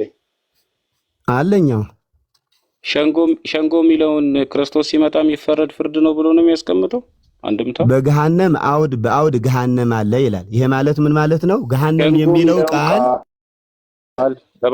በገሃነም በአውድ ገሃነም የሚል ቃል አለ። አንበው እባክዎትን። ሸንጎ የሚለውን ቃል ሲፈታው አንድምታው የክርስቶስ ነጭ ዙፋን ፍርድ ነው ብሎ ነው የሚፈታው። በገሃነም በአውድ ገሃነም ይላል አልኩህ እኮ። ይሄ ማለት ምን ማለት ነው? ገሃነም የሚለው ቃል አሁን ጌታ በአደባባይ ሌላ ፍርድ በገሃነም ሌላ ፍርድ የሚያስተላልፍ ሆኖ ሳይሆን አንዱ ቃል በአንዱ ቃል ያለበት ነው። ጥያቄ ገብቶታል? ሸንጎ የሚለውን ቃል ሲፈታ ምን ብሎ ነው የሚፈታው ነው ጥያቄው። ጥያቄው አንድምታው ሸንጎ የሚለውን ምን ብሎ ነው የሚፈታው ነው። የአደባባይ ፍርድ ይገባዋል። የትኛው አደባባይ የሚባለው የትኛው አደባባይ ፍርድ? ክርስቶስ ሲመጣ ይገለጣል። ያን ጊዜ በአደባባይ አደባባይ የሚለው አንድምታው ክርስቶስ ሲመጣ የሚፈረደው የነጭ ዙፋን ፍርድ ነው። አዎ ኦኬ። ይሄ እንደው መምህር ለሌላ ጊዜ እርሶም በአደባባይ የተሳሳተ ነገር ተናግረዋል ለሌላ ጊዜ። ይሄን ቤቶት አንድምታውን በር ዘግተው ሲያዩ ይታረማሉ ብዬ ላስቀምጥሎት።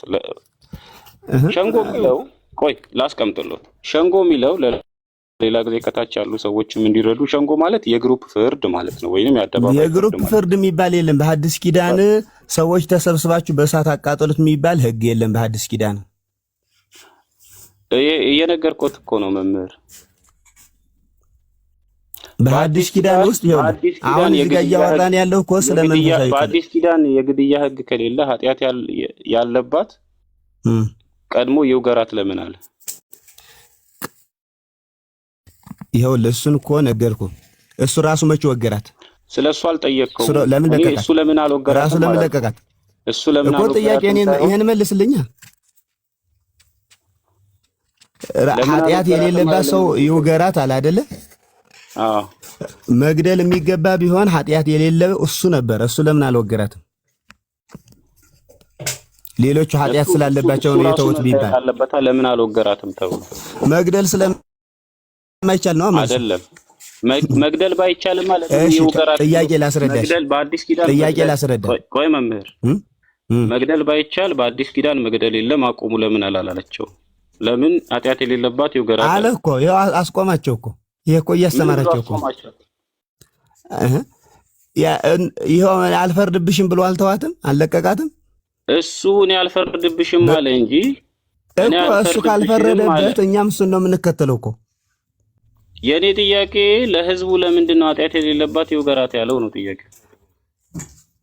እናንተም እንደሱ አይነት ኃጢአት ሰርታችኋል፣ የራሳችሁን ኃጢአትም መርምሩ ለማለት ጭምር ለማስተማር ነው። ለምን እንዲገሏት መብት ሰጣቸው? አልሰጠም።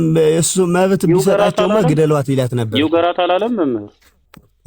ኃጢአት የሌለበት ይውገራት ያለው ቃሉ እነሱም ኃጢአት ስለነበረባቸው የራሳቸው ኃጢአት እኮ ከሷ ይበልጣል ለማለት ነው እንጂ እንደ መገደል እንደሚገባት ለማስረዳት ቢፈልግ ኑሮ ራሱ ይገላት ነበር ወይ? ይውገራት ማለት ምን ማለት ነው? ይውገራት እናንተም ኃጢአተኞች ናችሁ ለማለት ነው። ኃጢአታቸውን ምን አለ ይላል? ኃጢአታቸውን በግንባራቸው ጻፈ አይልም? ይውገራት ማለት ምን ማለት ነው?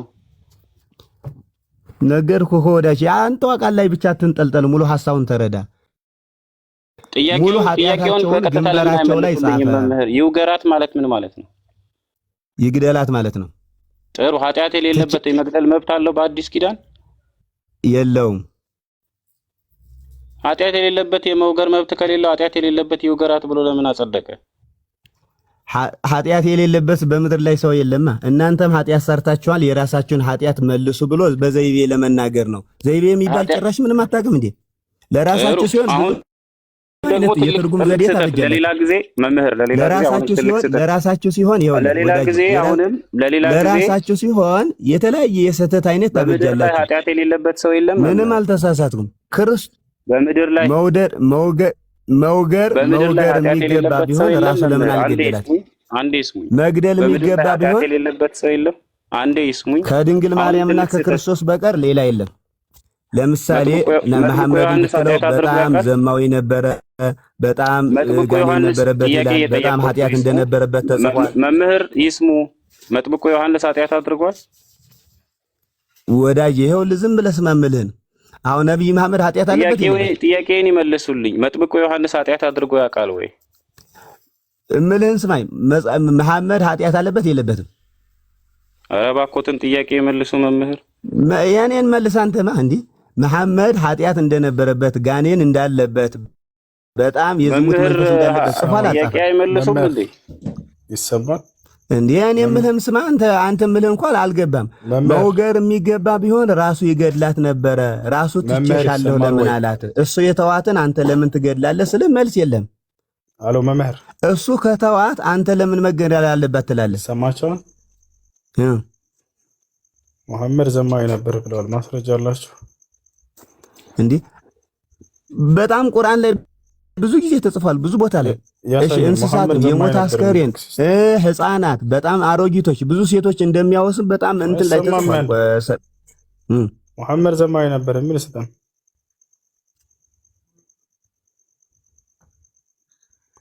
የት ጋር ነው ያለው?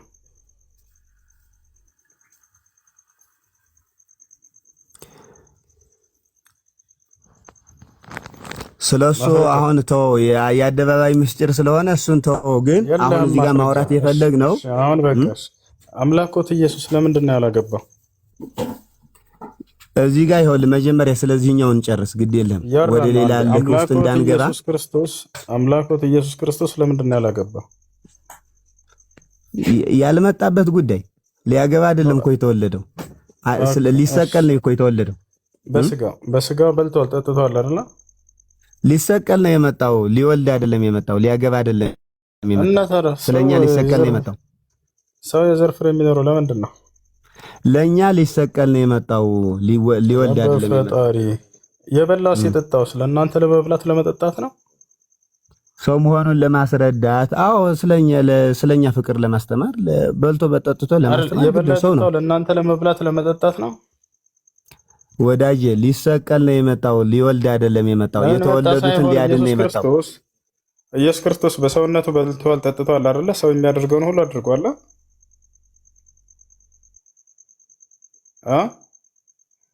ወረድ መምህር የሰማታ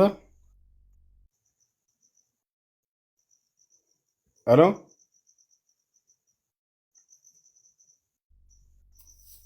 ያለ ማስረጃ ነው የሚያወሩት። ነው። ኦኬ እሱ አፉ በለኝ በጣም ጃማ ለከታች ዛሬ ወደ ቁጣ ሁሉ ገብተዋል። እና አንድ የሚያስደንቅ ነገር ነው እዚህ ጋር ሁሱ የተቀመጠው እና በአዲስ ኪዳን የግድያ ሕግ የለም የሚል ትምህርትና አመለካከት አላቸው። ያንን ነገር የሚያፈርስ ክፍል የማቴዎስ ወንጌል ምዕራፍ 5 ላይ ሲያዩ ነው ግራ የተጋቡት እሳቸው። ይሄ ብቻ ሳይሆን ኢየሱስ ክርስቶስ በራሱ ያጸደቀው ሕግ አለ። ኃጢአት የሌለበት ወግሮ መግደል ይችላል። ምን ማለት ነው? ያንን ድርጊት ያልፈጸመ አካል ማለት ነው። ስለዚህ እነዚህን ሁለት ክፍሎች ሲመለከቱ ግራ ተጋብተዋል። የማቴዎስ ወንጌል ምዕራፍ 5 ላይ በግልጽ ቃል ተቀምጧል። በነገራችን ላይ ፍርድ ይገባዋል፣ የግድያ ፍርድ ማለት ነው። ይሄን ለምን አክሰፕት ማድረግ መቀበል እንዳቃታቸው በጣም የሚያስገርም ነገር ነው።